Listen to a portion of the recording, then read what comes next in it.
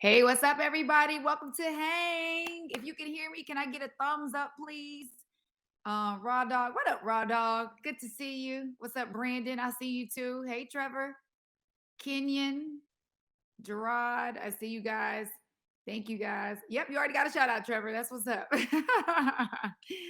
All right, you guys. As people are coming into the theater, I want to introduce myself. My name is Jade. I'm going to be your hang host for today. This is your show.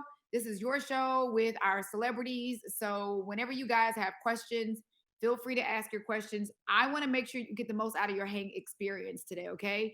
This is the Hang Virtual Watch Party presented by Dave and Buster's, all about the Jaguars and the Colts today. So before we get started, do me a favor. Let me know in the chat where you guys are hanging from and who are you picking for the game today. Raw Dog, Long Island, New York. You always representing. I love it. I love it. One of our faves. Black, what's up? Hey, what's up, Black? Good afternoon. Okay, Raw Dog's going for the Colts. Callie's in the building. I see you, Justin B. Go Colts. Brandon's in the building. Duval. Okay, represent. Ronte from Fort Worth, Texas. What's up? Okay, Texas is in the house. All right, I love it. William, welcome to the hang. We appreciate you hanging with us today. Trevor, of course, going for those Jags. Duval in the building. Fred T. Duval representing Anna C. Hey, everybody. Thank y'all. Thank y'all. Thank y'all for joining us today. All right. ATL's in the house. I see you, Tara. Thanks for joining us.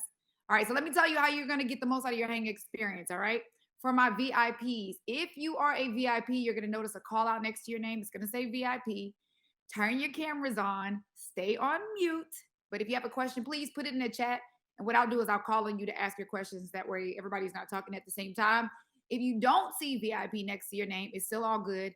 You still have access to ask your questions. So just put them in the chat. I'll tee them up for our stars. We'll give you a shout out, all that good stuff. All right. And if you're joining us from Facebook Live or Twitch, you still have time to join us live. All you have to do is go to let'shang.live to register, or just sit back and enjoy the show because we're going to have a great time today. All right. Now, remember, today's hang's only going to run through the first half, so make the most out of your time. Get your questions in as soon as possible. Don't walk away from the hang and say, dang, I should have asked that question. Nope, you got to get it in because we want to make sure that you get this once-in-a-lifetime experience, all right? I see a couple of fellas that are hanging with us today that I definitely want to introduce you to. First of all, I see you, Fred Taylor's in the building, star running back at Florida, drafted by the Jaguars. All-time rushing yards leader for Jacksonville. He was in the Pro Bowl 2007. What's up, Fred? How are you? Oh, you got to unmute. You got to hit the unmute button. It's tricky when it comes in. We all get muted when we come in. There you go. There we go. I'm back. What's up, Jay? What's up, Fred? How are you? Thanks for hanging with us today. I'm good. I see the Colt fans there. Justin Brown. It's going to end bad for you today, boss. I love it. We got the noise talking going. That's the man. That's the reason I wear 28, man. I've always been a fan of Marshall. And but that ain't what this is about today, bro. This is about Jacksonville taking that step to take over the division lead. That's what we're trying to do. I love it. I love it. Hey, y'all already know. Look, this is the type of energy we are today. Also, I just saw Cam Wilder, you guys. He is a social media star, 4.4 million followers on TikTok. Y'all know who Cam is. Cam is in the house. I just saw him. He may have disappeared. Cam, are you still here? Yeah, can you hear me? What's up, Cam? How are you? I'm doing good. Good. Thanks for hanging with us today. We appreciate it. You doing all right? Yeah, I'm doing good. I'm just ready to see my Ravens win today. You know what I'm saying? Ooh, okay. Yeah. Okay, that's what's up. Also, as you guys know, I'm not sure if he's in the hang yet, but Marshall Faulk is going to be joining us today. Legendary running back, Hall of Famer. Of course, incredible career at San Diego State. Drafted by the Colts, was just an all-around star, right? Went to the Rams, had some of the best running back seasons of all time. Super Bowl champ. So Marshall is definitely going to be joining us here. I'm not sure if he's in here yet. Marshall, are you here yet? Okay, Marshall's going to be jumping on here soon. And we have some guys from the NBA that are going to be jumping on here pretty soon as well. So I was talking to Fred earlier. Fred, I got to bring this up real fast because normally you're already watching the game, the Jaguars game, because you have a post-game radio show that you do for the team, right? Right. Yep. So let's talk I about that. I mean, do you really have to know play by play? well, not play by play, but key moments during the game, potential plays that affect the outcome of the game. Really just highlights. I try to go a bit more in depth so I can bring the fan into my mind, the mind of a former player, maybe something that the analysts didn't give them during the game. Mm-hmm. So yeah, I'm just really recapping and just speaking from my experience, my unbiased experience and opinion. But yeah, it's just a post game radio show down in the Jacksonville market, and I do it for the team every home game as well as every away game. Away games, I pretty much watch it this way, and for the home games, I do it in stadium. Okay, nice. And you also The have your Colts are own. trying to move the ball a little bit. Yeah, They're for already sure. close to midfield. Hey, you got to keep us. Make sure you keep us updated on the game too, because some people look. It's so funny when y'all call the game too. Some people are delayed. So, Oh, but I'm make sorry. sure. No, I no, no, won't no, say no. We love anything. it. It's actually funny when you know it before other people. So we always have a great laugh at that. Yes, Abraham Andre Drummond is going to be joining us here shortly as well. So real quick, because I want to make sure that everybody knows also, Fred, you have a podcast. Tell us about the podcast. The Pivot. The Pivot Representing. podcast on YouTube for video. Audio is uh, uh, audio you can find on Spotify podcast, Apple Podcast. But it's myself, Channing Crowder, and Ryan Clark from ESPN. And really, we just have wholesome, organic conversations with our guests. We have a Sunday show. Tuesday is airs at 12. Friday it airs at 3:30. So two shows a week with guests, and then Sunday is our football show, which is really a recap of the week, some picks, some predictions. Most lately, we've joined in the fight against cancer, breast cancer, namely, where we pivot to pink, and really just support survivors and cancer, victims of cancer, just to continue to spread that awareness.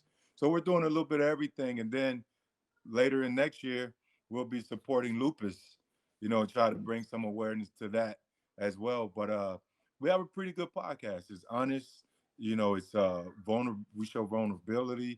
transparency, just a cool deal. All right. Who were some of your latest guests you had on there? Oh man. Now see, this is when the concussion protocol takes place because I tend to forget. We've had so many. We've done 80 shows, but just recently we got the former champ who won big last night, Deontay Wilder. He had a first round knockout last night. It was a great show, talking about his comeback, redemption, etc. We had your boys. Um, we had your Cowboys on there Yeah, let's yesterday, go Cowboys. That's my Friday. team. Yeah. So Okay. we had Michael Parsons and Trayvon Diggs. They came on there to talk about the Dallas defense. We've had Kevin Hart, Floyd Mayweather, Shaquille O'Neal, just to name a few. But we've had some pretty good guests. I love that. Look, there's a lot of people showing you a lot of love in the chat too. Everybody's like already subscribed to the pivot. You hadn't made the pivot. What are you doing with your life? Loving the pink. Anybody can podcast, but not everybody can pivot. So okay, you Amen got to a lot that. of yeah. Ronte has a question for you, and then Cam, I got a couple questions for you too coming up. Ronte, if you want to go ahead and unmute yourself, you can ask Fred your question. Hey, how you doing, Fred? I'm good, man. My question is, are you all gonna have Russell Wilson on the show anytime soon? We would love to have Russ on the show. Russ just an amazing human being first. He's been a great player, and I think if he retired yesterday, right, he would be a Hall of Famer in my book. Um, Russ can do no wrong. He's an amazing teammate. I know there's been some viral moments between Channing speaking his mind and his opinion of Russ, but that's Channing. Channing's going to be as honest as he possibly can, and he's not going to hold his tongue for anything. Um, but yeah, I would love to have Russ on, man. Russ busy, and I don't think he'll be coming on anytime soon, considering he's trying to figure it out and help his team get back on track because they're struggling pretty good. And all the blame is going to be placed on Russ because he's the leader of the team. Plus, they just gave him $250 million. So that comes with a lot of expectations, a lot of pressure. So I don't know. You might not be seeing him on a pivot anytime soon, but just know we will love him on there. So you mentioned that he probably wouldn't come on there because the team's not doing great. Is that like, would that kind of not be a great look for him to be doing a bunch of interviews and team is, not gelling? I mean, some guys like to really just hone in and focus. It's easier for players to partake in things when things are going right. That means winning. And sometimes players don't, players try to figure out, why am I struggling, or what can I do to help my team win?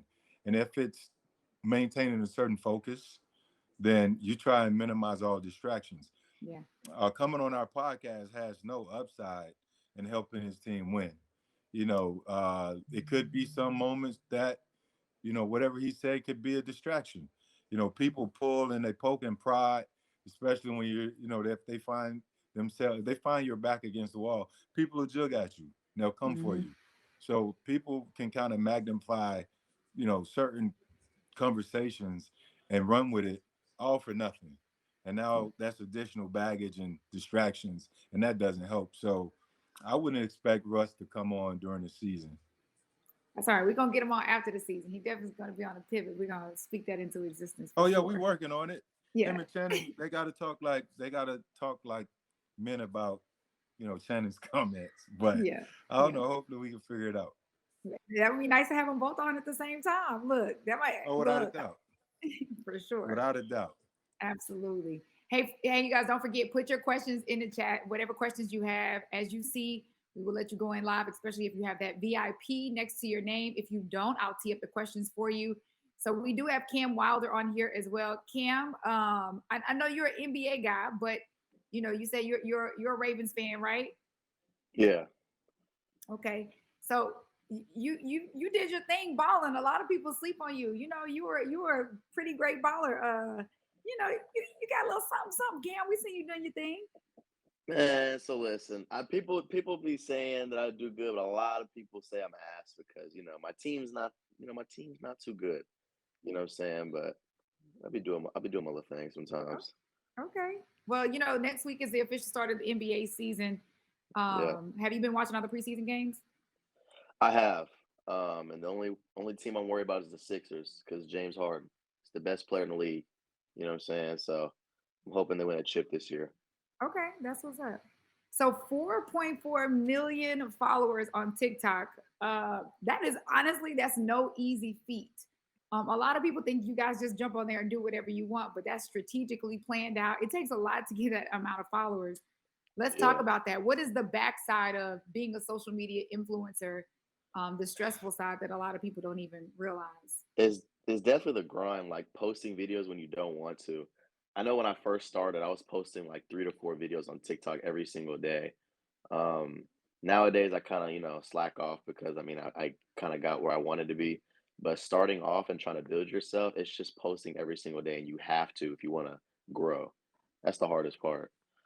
Yeah. So on those days that you don't feel like posting, how do you push yourself? And then how do you come up with all the ideas? Y'all be doing some crazy stuff. Oh, some of the ideas, sometimes I just look on TikTok. Sometimes my friends give me ideas, but it all comes from my brain. Like I just be thinking randomly. I have a crazy mind. I just think of some random videos. So, yeah. I love that. Rex T, you have a question? You can go ahead and unmute yourself. Rex T. Hey, Fred Taylor, I just wanted to ask you a question about MJD. You two were a pretty good 1-2 punch back in the day for the Jags. Do you still stay in touch with Maurice, and what was he like as a player to be around? Oh yeah, I do stay in touch with Maurice. That's like my little brother, and it's not cliche when I say that. We sincerely love each other as brothers, man. I love on his children. Mojo, he's doing his thing obviously with the network, and I think he does a great job with it. As a player, he came in, pretty much like any other rookie, just trying to figure it out. And I knew we would only be as good. And I've always had this mindset but we would only be good as our backups because we can't play the entire duration of the game. So, and I knew me personally, I wasn't going to play every snap. I knew the running back position comes with, you know, potential to get injured, and a lot of things happen at that position. So it was my job as a veteran guy to make sure he learned the system as well as I knew the system. Because when I would go out, I wanted to make sure we didn't miss a beat because I knew I was going to do my thing. So I just had to make sure he was on the same page to do his thing. And he did that. Just an amazing player, very versatile. And he could do a lot of things better than me that I couldn't do, especially later in my career. I think I was around a year when Maurice showed up in 2006. I was in like year 8 maybe or something like that. So I knew that being an older player, I wasn't gonna play every snap. They draft these young players for a reason, and Maurice was, he was all ears and eyes. He just followed in my shadow, and he took coaching well. He took player coaching well, and he became a great player. Unfortunately, his career was cut short due to some injuries as well that comes with the position, but he was certainly an amazing player. The real 2-8, what's up, man? What's going on? What's I'm happening, just Fred shouting T? out my dog. What's Uh oh, going on, y'all. bro? He's in the I hear building. you. He's checking in. Legendary running back, Hall of Famer, Super Bowl champ, Marshall Faulk is in The the building. man. What's up, Marshall? How we doing? How we doing? Good. Thanks for hanging with us today. We appreciate you being on. Nah, Look, it's your all good. background's All good. looking Looking really forward nice to back it. there. Life is good, Marshall. It's all right. It's all right. The game, You know when you game's got been the good to me. chandelier, life is good. I Game's love been it. good to No, me. yes, absolutely. We appreciate you being on. We're taking questions from the chat right now, from fans and whatnot. Abraham, you had a comment for Cam. Go ahead and unmute yourself, Abraham. Hey Kim, what's up? What's up? What's up? I just want to say I love the TikToks and keep doing your thing.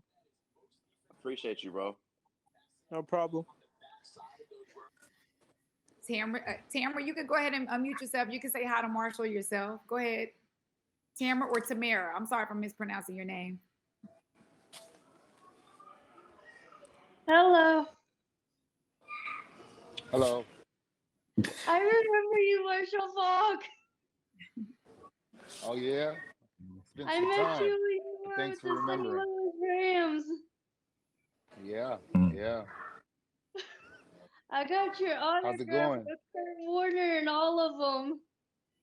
Oh, nice. Yeah. My dad still has Back it in the day. framed and everything. Oh, he has it framed. That's so sweet. Well, thank you so much. Oh my gosh. Now you can tell your dad that you got a chance to talk to him, all right? I already did. Okay. Thank you. He's like, don't even think he'd remember it. Oh my goodness. Thank you so much. You're so sweet. Oh, it's so you're so I got a happy. goofy girl on my face right now. Yes, that's what the hang is all about. We definitely appreciate you. Uh-oh, you're breaking up a little bit. I said it's so funny. Thank you. All right. Black, you had a question. Black, go ahead and unmute yourself. And then Justin, I'll get you next. Good afternoon. What's up, Black? Fred, nice to meet you. We know that football is a team sport, but I was wondering in your career, what was like the one team that you was like, I just want to give them the business? It was all of them actually. All 31 of them, but more so it was honestly it was for me the Pittsburgh Steelers. They were the one team that I know because they had sort of the most tradition, and they were in my division early on before the realignment. Right. So Pittsburgh, playing them twice a year, I knew I had to bring my A game. They were the steel curtain defense, obviously, and if you play well against Pittsburgh, everything else would follow. So Pittsburgh, it started with Pittsburgh, because they've always had a great defense. And then it became became Cam's team, the Ravens, and I used to get in the business too. You know, Cam, you're a little younger, so you probably don't remember those days. But when we were in the same division, I used to get the Ravens the business. Even that 2000 defense, that was a great defense, the best defense in the history of the game. Actually, I gave them the business too. And I'm just talking trash because that's what we're supposed to do right now. But it's the truth. Yes. So you know what I mean? I just wanted to. You ain't told a lie though. I just wanted to be saying that like you're like my top 3 favorite running backs of all time. I hope the other one on here too. Yeah, he in the top 5. Now who else? Nah, come on. It's all now. good. That's It's what- all good. Look, It's look. all There's in no good. particular order, but Barry Sanders, Reggie Bush, Fred Taylor are my 3 favorites. Okay, I appreciate that. I appreciate it. Marshall Faulk was like 4 or 5th. But listen, I would always I look at the game. I critique players. I've always studied players. I admire styles.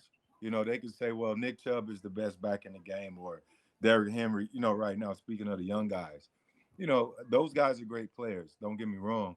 But I like certain style of backs, and for me, watching, I remember being a young boy at home, and I remember San Diego State playing University of Miami. And I remember Faulk gave him the business and wearing 28. And I was like, damn, that's how I want to run the ball. So I want to emulate that. And then as the career would evolve, the same thing. I always had that same thought and mindset. So I went to Florida, wore 21. And after I got drafted 9th overall by Jacksonville, it was time for me to get a jersey. And I wanted 21 initially, have my same college jersey. But the guy wanted $50,000. One of my former teammates. But We're giving 28 that was up. available. So 28 was available, and obviously being a big fan of Marshall, I was like, of course, give me 28. I'm gonna make it do what it do. And I chose 28 for that reason. And I remember in '99, we lost to the Titans 3 times in a row that year. Unfortunately, I wanted us to make it to Atlanta Super Bowl to play the Rams because I was ready for that. I was ready for that showdown. 28 and 28, one on the other side. But yeah, man, I admire running styles, more so than statistics. I look at the dynamics of running back, the versatility of a running back. And Marshall's in my top, 5 backs simply because of everything he could do. Maybe, you have your reason for choosing me in your top 3, but Marshall's in my top because he can catch the ball. He's a hell of a route runner. He can run the ball, the vision, the speed, the power, the explosiveness, all those different things contributes to being a whole back. And for that reason, more so than just running the ball and piling up a gang of rushing yards, I don't really care about that. What you can do overall is what is why I picked my top 5. Okay, so I'm gonna put Marshall, Fred, and Cam on the spot then. Who are your top 5 running backs of all times? You said it, so you might as well go ahead and give us your top 5. Mine is pretty easy. Mine, I go with Jim Brown. He's the GOAT. Okay. In no particular order. Jim Brown, Barry Sanders, Marshall Faulk, LaDainian Tomlinson, right? And then I throw Emmitt Smith in there, simply because Emmitt's a Gator, so I'm a little biased with Emmitt. Okay. What about you, No, Marshall? you gotta be. You gotta be. A bunch of the same guys.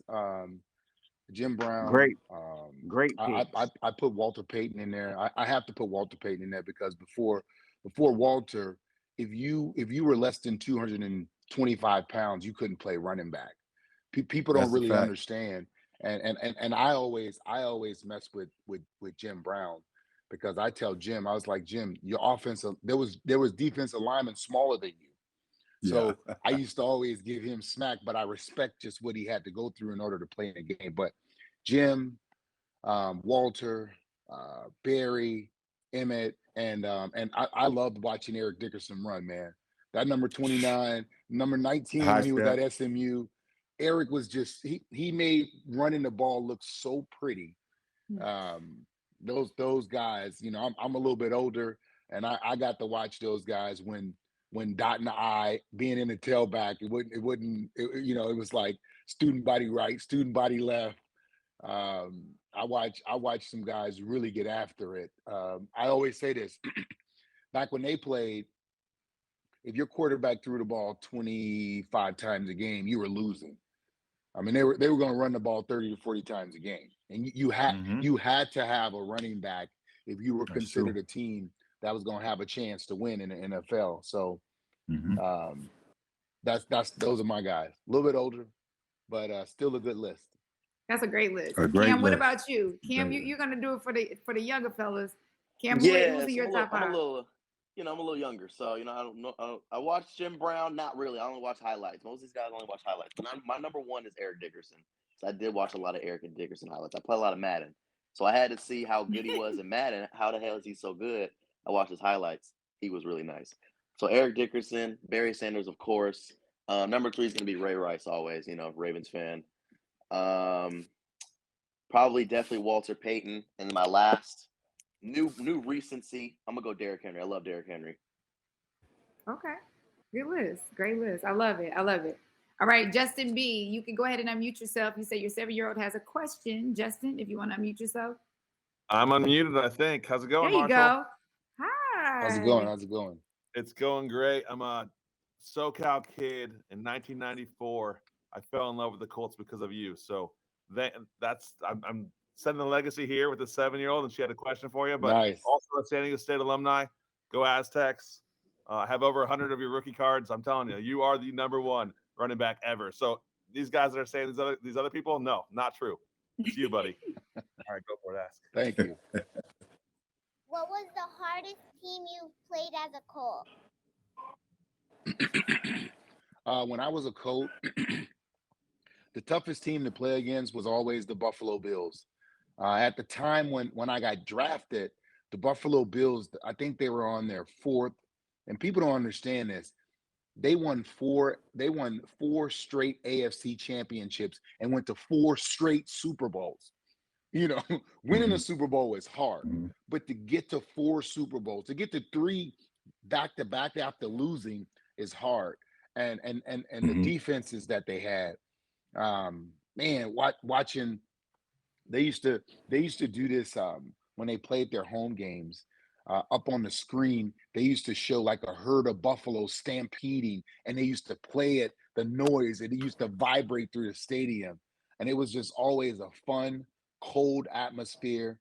Playing against Bruce Smith, Cornelius Bennett. I'm like, I just got finished playing with these guys on Madden, and now I'm playing against them after they lost the Super Bowl. It was ironic, but tough defense, good team, well disciplined, I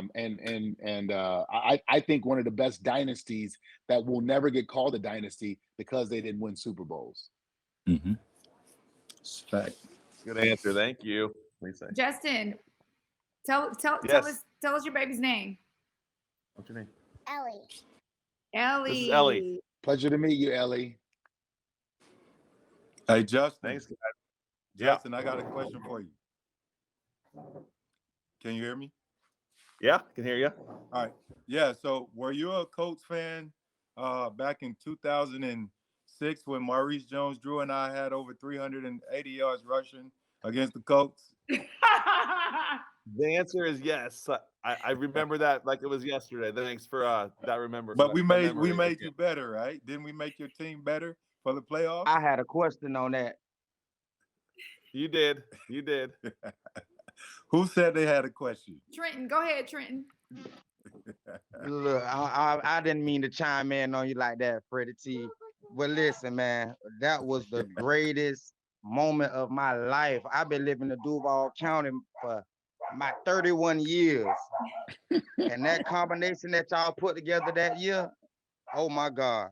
It was almost like y'all was taking turns, and I want to ask you what was going through your mind, and what was y'all talking about on the sideline every time y'all touched the rock, y'all was competing. Like every time you touched that ball, he got on the field and say, "Boy, I'm gonna go bust that." T, for me, what was going through my mind was why in the hell I ain't taking 94 yards on the first play of the game? I'm still upset that I didn't take it to the house. It ended up being like 70 something. So I'm like, Reggie, you got to block this man, bro. I thought you had him. So that should have been 6. So that's going through my mind. And the other part is, when I did go out, Maurice punched it in and he finished it off. So I was always rooting for him. But I only had So 9 you really carries did that pull game. up when you had to pull up. You really did hurt yourself that play. Yeah, I tweaked my hammy a little bit, so I was peed off about that. So that was in my mind because I felt like that should have been a 200 I got plus a day. plenty fights for you about that tweet hammy, man. I got a Yeah, plenty fights about you don't about don't that don't tweet fight hammy no because I more, man. told him no matter if you had a tweet hammy or not, you was gonna play.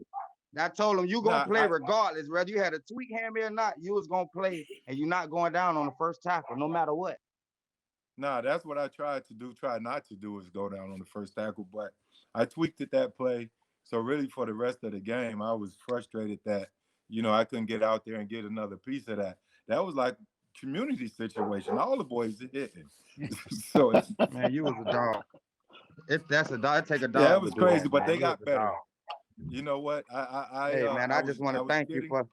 I just want to thank you for all the years, because I'm a diehard Gator fan, and I just want to thank you for all the years that you brought to Jacksonville, man, and everything you did for the community. And man, I was able to watch your whole entire career. It was a beautiful thing, man. I just want to thank you to it. I That's appreciate it. love. Appreciate you. That's love, Trenton. Thank you so much for jumping on. That's what's up. Okay, Keyshawn, you can go ahead and unmute yourself. You had a couple questions, Keyshawn. Thanks, Trenton. Hello, how you guys doing today? Hey. Okay. Doing well. My first question is, it's actually for Mr. Faulk and Mr. Taylor.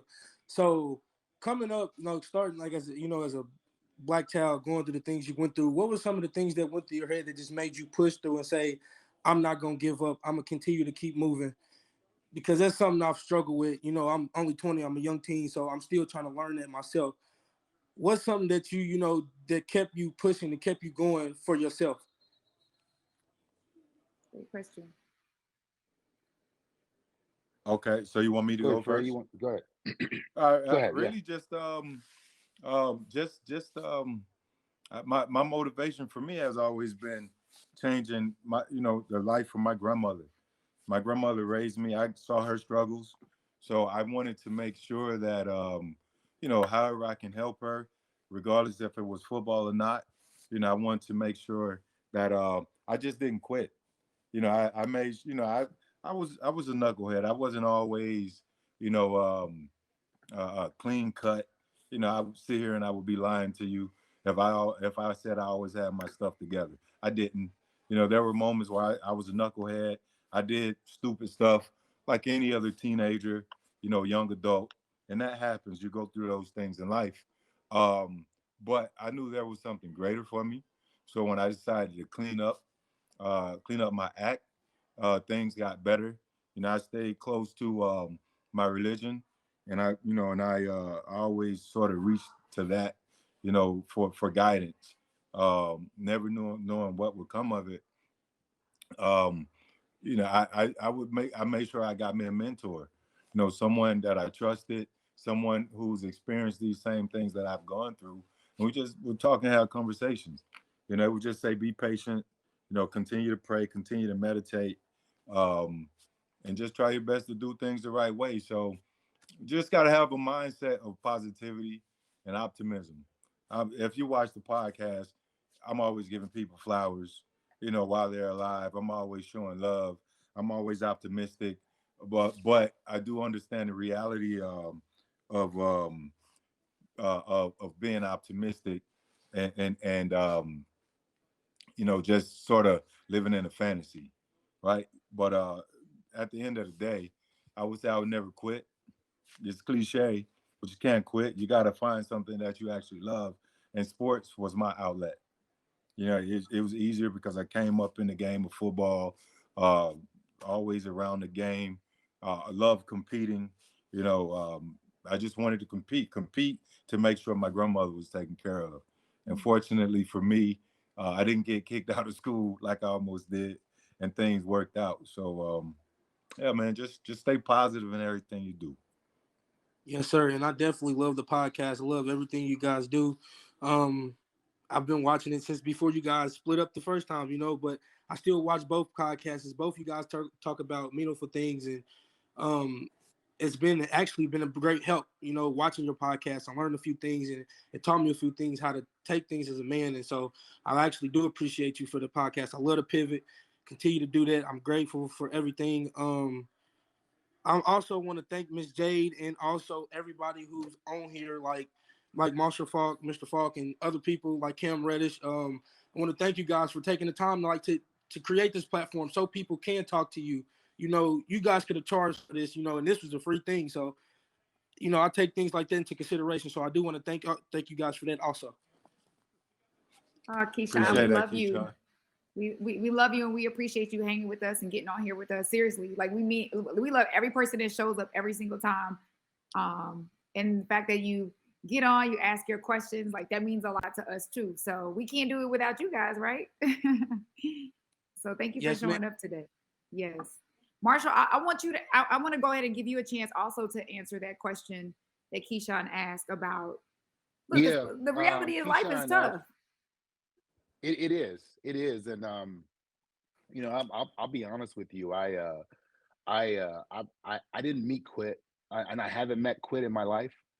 I was fortunate enough that I was the youngest of 6 boys. My mom raised 6 boys, and my brothers, they were tough, and I couldn't imagine quitting at anything. They would never allow me to quit.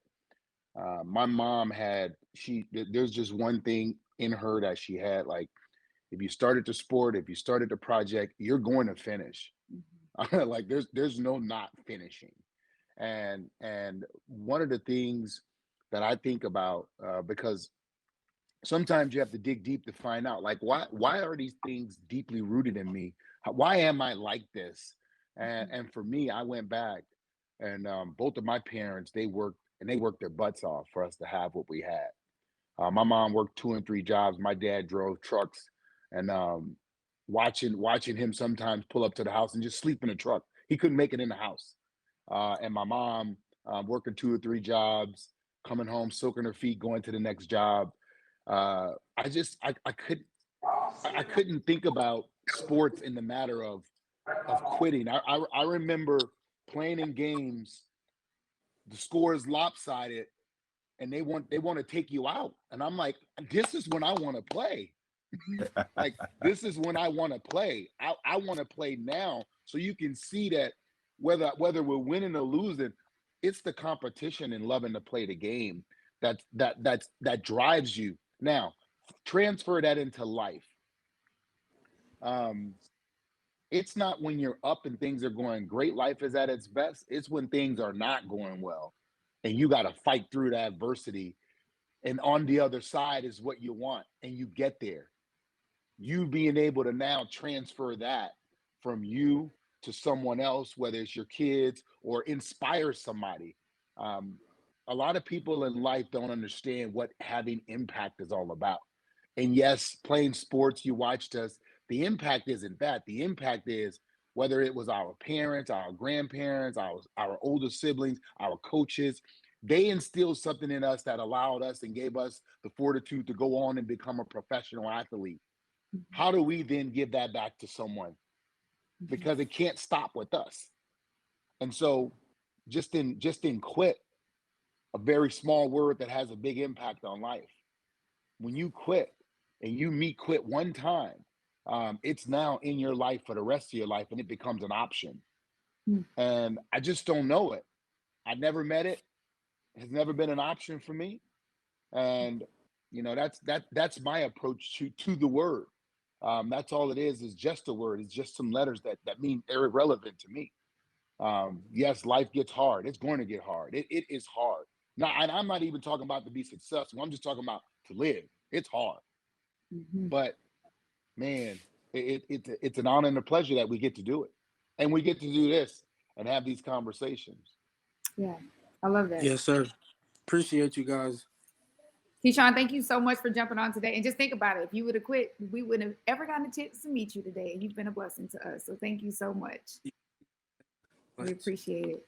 All right, you guys. Y'all been asking about him. Somebody else just joined us. He's running with the Bulls this year, y'all. He's an NBA star, elite rebounder.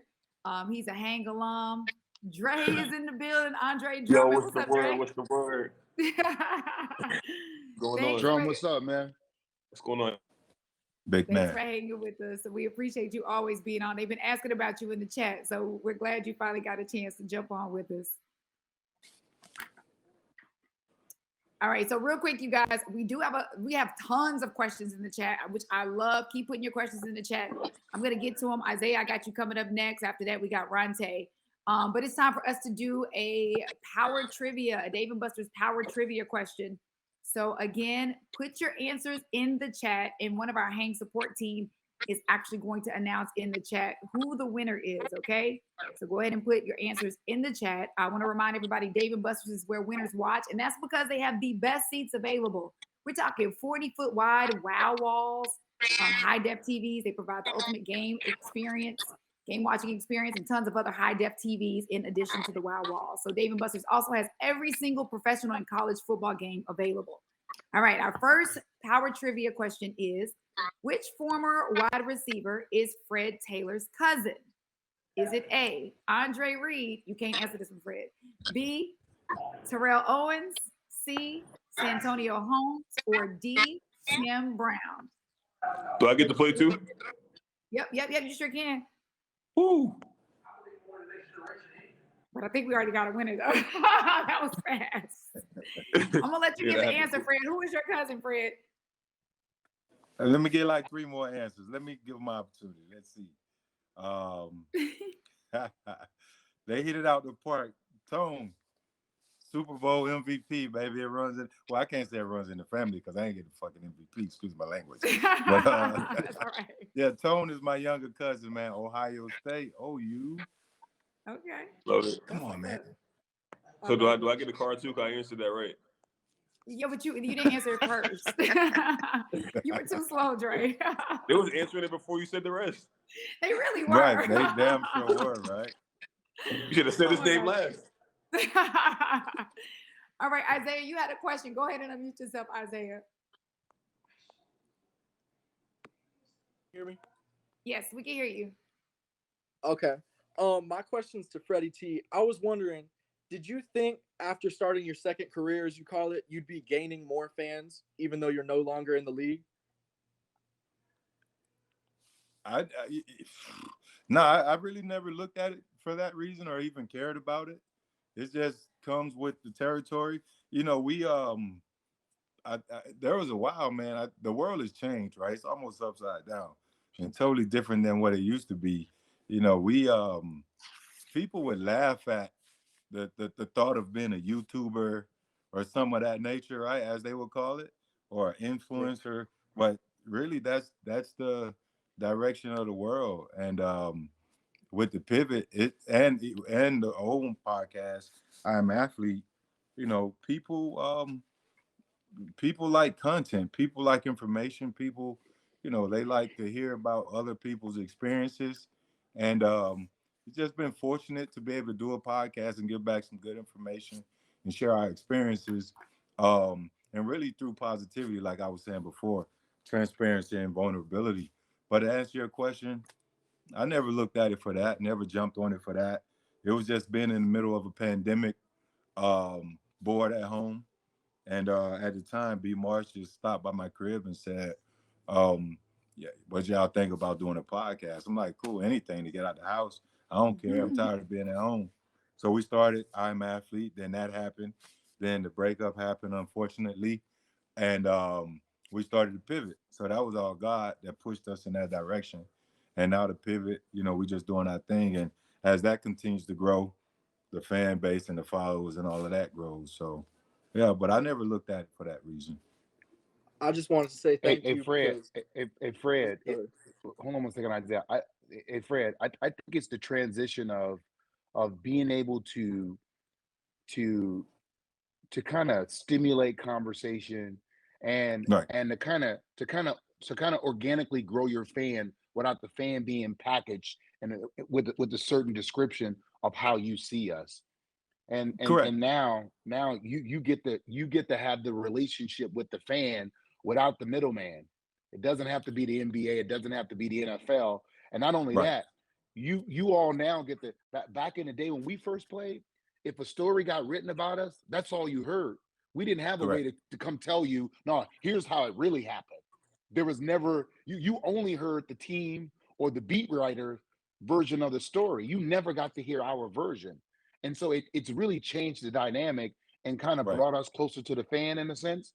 And the influencer is really you have an influence on your life, your words, your career, and being able to have a voice. That's what it's done for us. Right. And I echo that for sure. Isaiah, did you want to say something? Go ahead. Yeah, well, I just wanted to say thanks for everything because just watching like the pivot every single week, it's must watch always. You guys are dropping like 3 episodes a day. I saw you guys Too out when you were many. filming First Take, and I was like, this is crazy. Like, I shook hands with a bunch of you. I didn't get a picture with you, but I got one with RC and Chan. And it's just wild to see how you guys are really moving, like on the daily creating content. Like, you're all over the place. I don't know how you do it. We're But trying to catch up with Cam, man. We're trying to catch up with Cam. We might have to have Cam, teach us the ropes, especially on TikTok. We slacking. But no, it's Yeah, a Cam. grind. Yeah. It's a grind, but more importantly, it's building bridges, it's information. It's really trying to get it out there. And we committed to it. We say this is what we're gonna do. We're gonna do the best with it. Before we got started, I said I'm up in the sticks, upstate New York. You asked me where I'm at, I don't even know.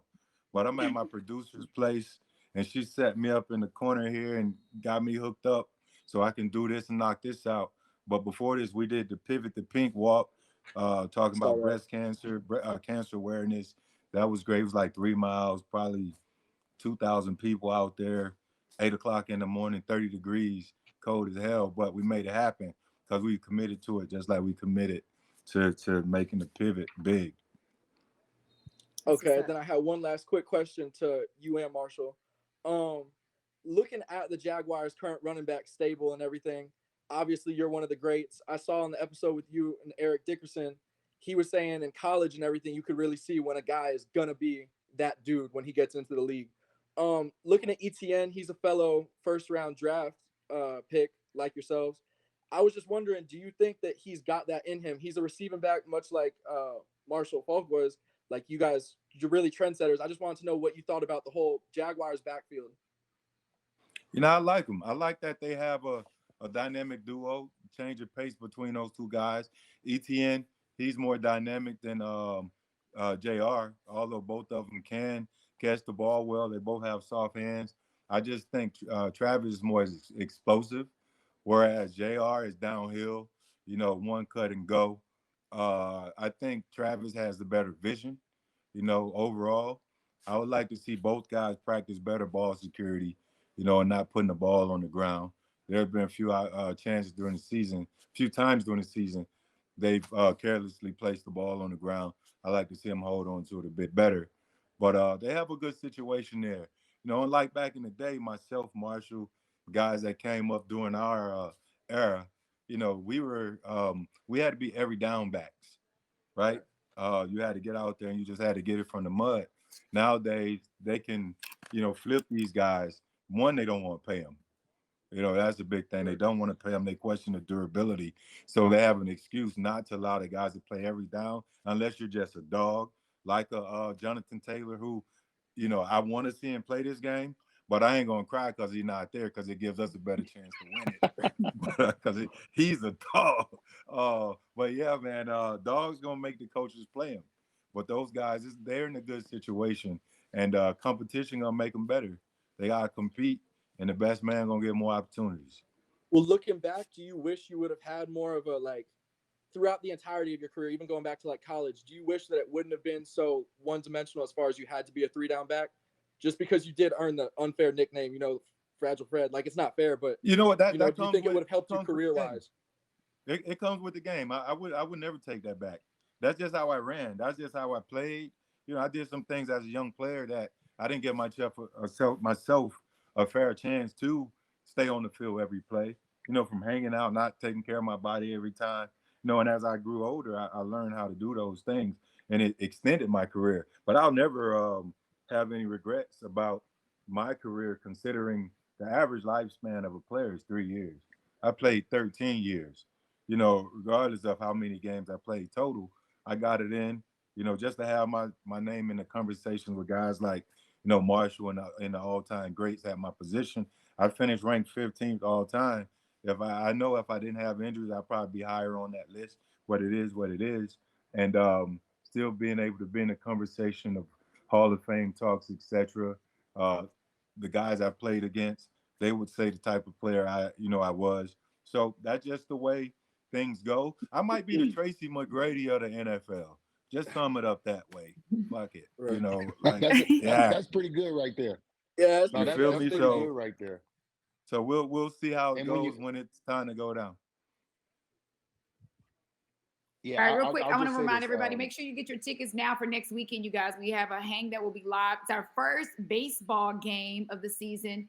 It goes down on Saturday for Astros ALCS Game 3. That's going to be on the 22nd. And then on the 23rd, we have the Texans versus the Raiders. So we'll have legendary Tim Brown, Whitney Marcellus, Chester Pitts, and more for the Texans versus the Raiders. You can get your VIP tickets now to secure your on-camera access. All you have to do is click the ad above, or you can go to let'shang.live, click free tickets to register for these games and more. But please, please, please, if you want to be VIP, I would suggest you get your tickets now. And we were talking about media earlier. I got to ask Dre something really fast. First, Dre, do you ever Google yourself? Have you ever? You can tell the truth. This is a safe space, Dre. Never. You haven't? Okay. No. Okay. Well, I don't know if you saw this, but I just read an article that said, for those waiting for NBA's next sharpshooting unicorn to emerge, the wait is over. Andre Drummond has stolen the spotlight as the next great shooting big. That is amazing. You running with the Bulls this year, and look, they paying attention, Dre. Hey, listen, man. I'm just trying to be the best I can be. I've worked hard at my craft, and the game is changing. The game is changing, and I found ways to stay relevant for 11 years. I mean, I'm blessed to play 11 years in the NBA.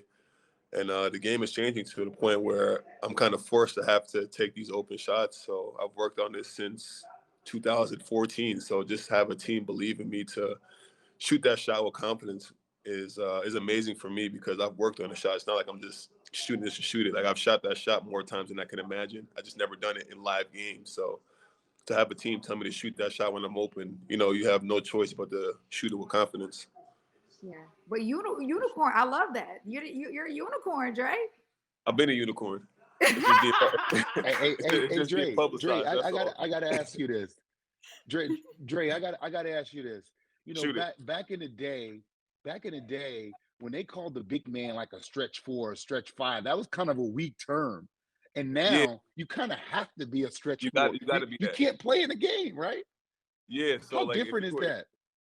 Yeah, I think like I was saying earlier, like when the game has changed to the point where it's like, if you're not able to either A, guard 1 through 5, B, shoot the 3, or be able to take the ball off the bounce and score, your time is very limited. And thankful for me, I have all 3. I'm very fast and I'm able to guard 1 through 5, and the shooting's just the aspect that I'm adding to my game now. So that's why I was able to stay around for so long, because I was able to keep up with the times. Hey Cam, I know you're That's still crazy. hanging with us. You're a hoops guy. How do you feel about that? Look, I'm gonna go and put you on the spot, because I know you play on NBA 2K. Do you play with Dre ever? No, I don't play with Dre, because his Come 3-point on, range is Cam. pretty low. In 2K, his 3-point range is low. You know what I'm saying? I'll be playing with maybe like Porzingis and Joel Embiid, but yeah. Okay. Well, you better look out for the unicorn. He's letting you know. Look. Nah, yeah, I sleep. seen him hit like 3 threes of the night. It better go up. The 3-point range better go up. I seen it. One now. I love it. All right, Hey, shot Dre, master. You did can go. Go ahead, Miami Fred. ever try to shoot your shot, try to get at you? Say it again. I said Miami ever try to they try to get at you? I ain't gonna lie, you got to ask me out on off this chat. But I've had a very fun free agency. Chose Chicago.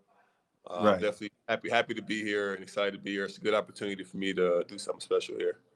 Right. Hey, I mean, why more Chicago, so Dre? Say it again. that's real basketball. That's more Why Chicago? traditional basketball than Miami, though, to be honest. Say it one more time. I was asking why Chicago? What would you see in them that adding Well, you would so would So you remember how I said earlier about staying with the times? Like I've been playing for 11 years. A lot of people don't remember it. I'm 29 years old. People have said to me like, yo, I thought you were like 33, 34 years old. So Chicago is a very young team and a very fast team.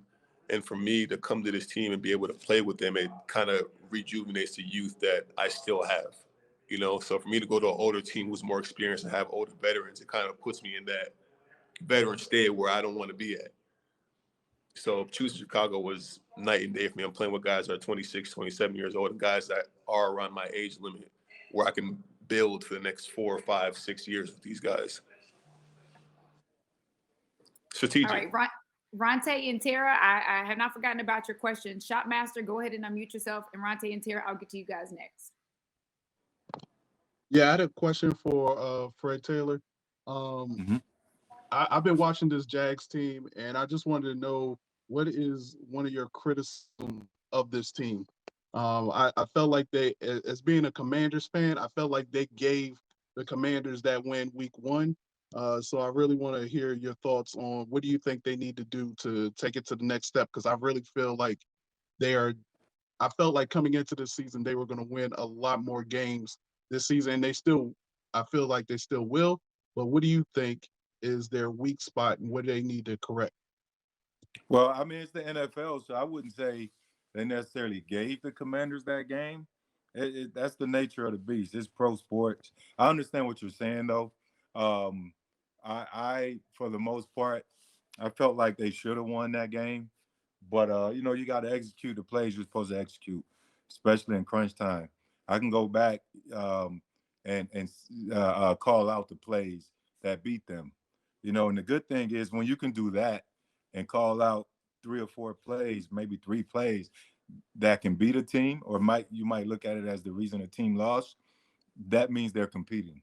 They're more competitive. So in that sense, they're better than they had been the previous years. And that's been the nature of the beast for most games that they've played this year. A weak spot for them, obviously they lack consistency. They have to stay disciplined throughout. When they lost to Philly, they turned the ball over 5 times. You never want to do that. The first couple games they had created 9 turnovers, and in that one game they gave away 5. But more than the turnovers, they lost by a touchdown that game. But more than the turnovers itself, you got to stay disciplined. Bill Belichick was said all the time when I was in New England for 2 years, and it sounds cliche, but from a defensive standpoint, you actually have to do it. And that's do your job. You can't put your nose in somebody else's business. It's about gap integrity, lane assignment, and trusting your job, trusting your teammate. He's going to be in this position. And they're not ready to take that leap yet because they don't do that on a consistent basis. Guys get out of position, allow cutbacks, allow certain dink and dunks. Against the Commanders, they played way off. They didn't tackle well, and that bit them in the butt. And these last couple games that they lost, pretty much the same thing. Guys are just out of position and not necessarily trusting the call in their system, or better yet, their teammate. So until they're ready to do that part, they'll probably lose some more games. Thanks, Shotmaster. We appreciate it. I saw your comment that you said you didn't want Dre to go to the Bulls. I saw your comment. Wizards fan, so I definitely did not want to see Dre go to the Bulls. I'm a fan of Andre Drummond's. As you can see, I'm an older cat, so I've been following him his whole career. And I was a big Detroit Pistons fan with my family growing up in Detroit. So I loved him on the Pistons. Great rebounder. So I definitely, as a Wizards fan, did not want to see him go to the Bulls. Really appreciate it. Sorry to let you down, man. It's okay. It's okay. All right, Ronte, you had a question. Go ahead and unmute yourself, Ronte. Thank you for your patience. No problem. So my question is for Fred and Marshall. I got two actually. My first one is, what is your opinion on the game tonight between the Cowboys and Philly?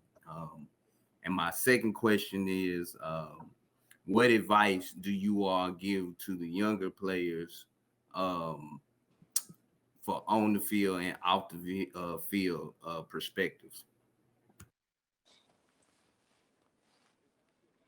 Um, I'm picking Dallas Let's because go. my producer's staring at me. She has a gun over here, so I'm kidding. She's a big Dallas fan. But no, I think Philly's a dog. You know, Jalen Hurts is amazing. He has all the tools around him. Got probably the best offensive line in football. Defensive front is solid. Their secondary is solid. Obviously led by Darius Slay. Um, it's tough. I mean, it's tough, but Dallas defense is tougher. You know, I think they can match Philly's offensive output. You know, and Micah Parsons, he's a man amongst boys, and Lawrence. You know, so for those guys, they're going to put that Philly offensive line to work tonight. And I don't know. I do like Dallas though. I don't know why I like Dallas because they don't have just an amazing receiving core. I like to see Zeke do more. You know, people haven't believed in Cooper Rush, but he's finding a way to get it done on a consistent basis. I picked Dallas to win the division at some point early on, and when we were giving out divisional picks on First Take, so I got to ride with that because I picked them. And as far as advice to young men, you know, just you know, try to keep your head clean, man. We know the media is out there. They know the media is out there. It's harder nowadays to do things, to move, you know, certain ways. So they got to realize the eyes are always on them, right? So they got to do things accordingly. And you're in a blessed position. You're in a blessed situation. Don't screw that up. You know, in the words of Kevin Hart, what he told us when he did our podcast, don't F this up. I'm giving y'all an alley-oop. God's put them in position. Don't mess it up, right? It's easier said than done because they have to live their experiences. But just realize eyes are always on you. And if you move that way, it'll give you an opportunity to question, you know, yourself before you make certain decisions. Fred, you could have stopped that just because it's the Cowboys. Come on now. You know, it's okay for you to just choose the Cowboys. Oh Lord. I gave you my give reason, us all that though. extra. You're a smart man, Fred. You just choose the Cowboys because it's the Cowboys. Nah. Somebody might be out there trying to put a big bet on it. Like, well, he picked the Cowboys. I'm going to do that too. This is why I picked the Cowboys. That ain't why you need to pick them. Great insight. Okay, Marshall, who are you picking for the game tonight, Marshall? Come on. Tell us you're I'm, just as I'm smart going as Fred. Philly. Oh, come on, Marshall. Listen. I'm going with Philly. Everything points to Philly. Let's be honest. All right. Dallas has literally, they've ran into whether lack of offensive alignment by some teams, lack of defensive alignment, and they've won the front. But I don't think against Philly they're going to win that battle up front. Now, then it comes to your skill players, and you're missing your $40 million quarterback. Now, you know this as I know this. If it can go wrong, it will go wrong for the Dallas Cowboys. Here's the thing. Going wrong for the Dallas Cowboys is actually winning this game. If you have to make a decision between Cooper Rush and Dak, oh my God. Just imagine for any other team, your backup quarterback winning games would be the best thing ever. For Dallas to have a quarterback controversy is the worst thing ever. It's the best position in pro football to be the quarterback of the Dallas Cowboys. But boy, you don't want to have somebody else playing better than you. This has ended bad for the Cowboys every time they have seen this. Jay knows what I'm talking about. Yeah. What can go wrong will go wrong, and wrong is actually right with them winning. It's true. So okay, crazy that this is happening. We were talking about this. So to your point, Marshall, me and Fred were talking offline about this. Dre, Cam, please chime in on this. right now, with Rush playing so well, Dak comes back. If Dak loses a game or loses 2 games, and he's going to. And he's going to. Let's be real. He's going to. He is. See, the pressure here's what has happened. The $40 million man has sat down and everybody has raised up their play. Yep. Yes, exactly. Oh my God, yes. I think we all know what that means. What does that mean, Drake? We don't know. Hey, if he ain't getting it done, he's gonna have to take a seat. Oh, I feel like let's do this. Let's do this. I know we spending time on Cooper Rush and we spending time on Dak, but what Jalen Hurts is doing, let's talk about let's give this dude what he deserves. All right, like and he's not in the easy place to play quarterback. It's easier to play quarterback for the Dallas Cowboys than to just be on the team of the Philadelphia Eagles. They fans are mad even when they winning. Right, they hated Donovan McNabb. I mean, there you go.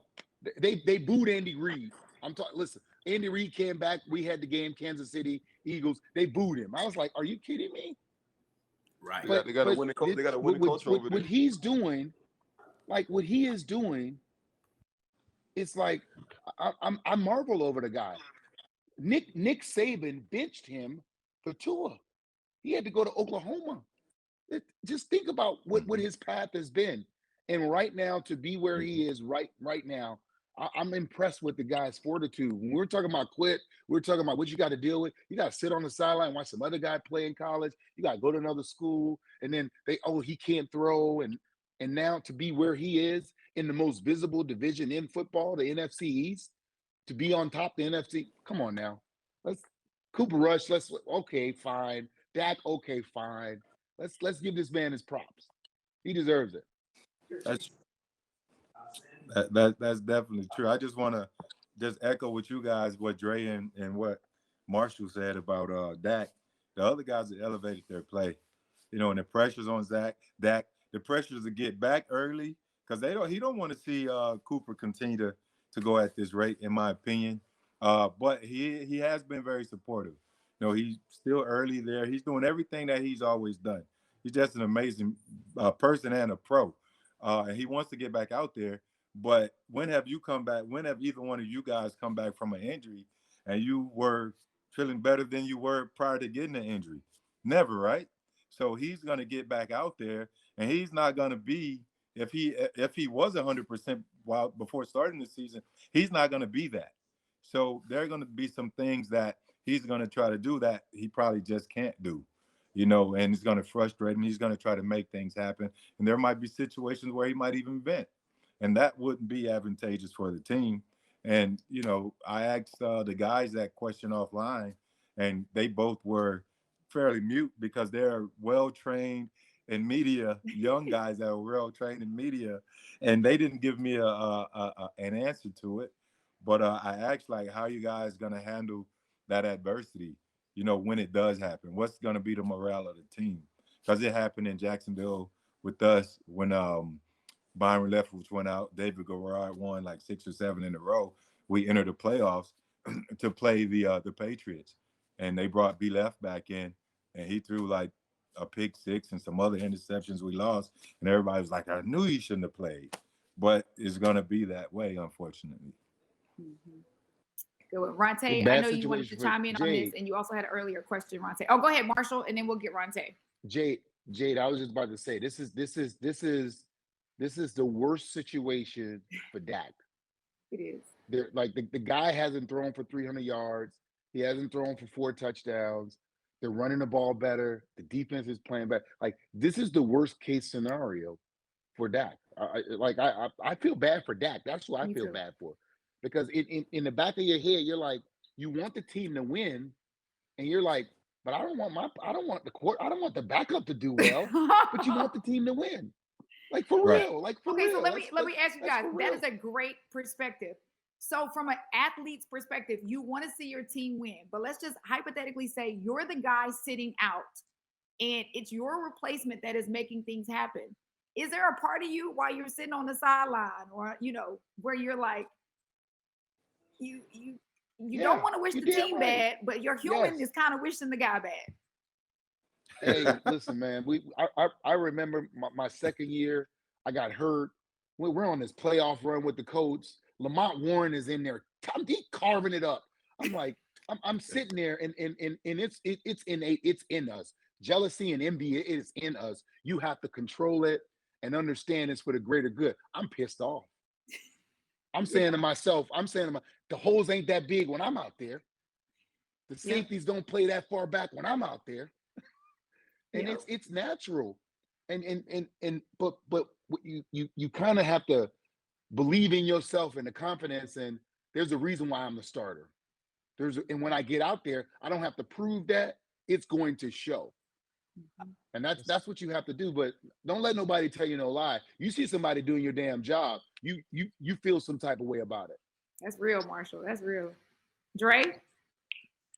I agree with that for sure. I think as humans, it's natural to even feel that way. If you know that you are the lead guy or the starter for your team, see somebody come in and do your job, and it looks drastically better. It's like, what the hell am I doing wrong to not make this look like this when I'm not out there? So at the end of the day, it's a team sport, and you still have to ride off for your team and be there for them too. So regardless of how you feel personally, you still got to be that great guy on and off the court and on and off the field. That's good. That's good. Okay, Ronte, you can Jay, finally ask your one more question, thing, Ronte. Jay. One more Oh, thing. go ahead, Marshall. Well, hold on 1 second, Ronte. Jay, one more thing about this, because this is another thing in Dallas, and I'm sure there's a lot of people on here from Dallas, that the one thing a starting running back or a starter has to deal with is understand that when the backup come in, they take is a relief, is a breath, like the backup's in, and the back off be getting off. And then the backup become a starter, and you're like, well, where'd he go? You're watching that right now with Tony Pollard and Zeke. And it's like, man, we might need to keep Tony Pollard in there.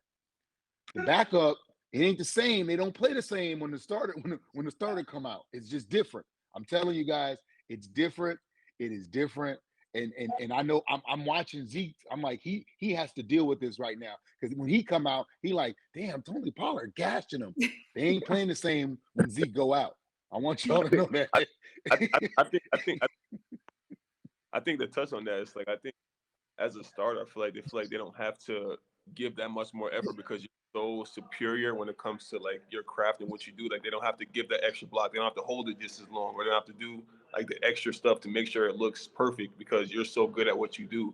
So when that backup does come in, they're like, all right, we got to figure out how to make this guy look the best way we can. And it kind of looks weird from both spectrums. This is fantasy football talk. This is what we deal with every single week. Every single week. Like, my guy was Kenneth Walker. I'm telling you, Kenneth Walker. I don't wish bad on Penny, but I told everybody, avoid Penny, get Walker, because history shows us that Penny's not going to make it.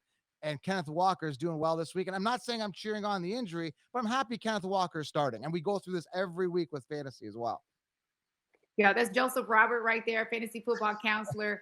He's definitely going to be giving us all the predictions for next week. And he's going to be letting us know what's going on this week in just a few minutes. Thanks for hanging with us, Joe. We appreciate it. Thanks. Some legends on here, so it's amazing. Oh, for sure. Absolutely. All right, Ronte, go ahead. Ronte, you had a question? Yeah, my question is for Drum, man. I hate that you're not a Laker. I wish you would have stayed there. But in your career, what do you think is the best organization you have played with so far? That's a very tricky question to answer, but to answer your question the best way I can, I think the organizations I had a chance to play for, they all had different reasons for why I love them. With the Lakers, I just enjoyed playing in that historic arena. The organization was great. Playing in Philly, a city that I had a rivalry with, to be embraced and loved by that city, I couldn't thank them enough. Playing in Cleveland, just having that restart to my career, being traded from Detroit and being able to revamp my career and start over and showcase myself again is why I love Cleveland. Being in Brooklyn was kind of like the restart again of like becoming a starter and, showcasing that I'm still young and able to play the game of basketball and stay with the times. And then now just being in Chicago, again, I keep touching on like the youth and expressing like how important it is to show that you're still useful in this game and that I'm not a fucking 34, 35-year-old basketball player is really huge to me. So being here in Chicago is a blessing, and I'm excited to be here. Love it. Love it.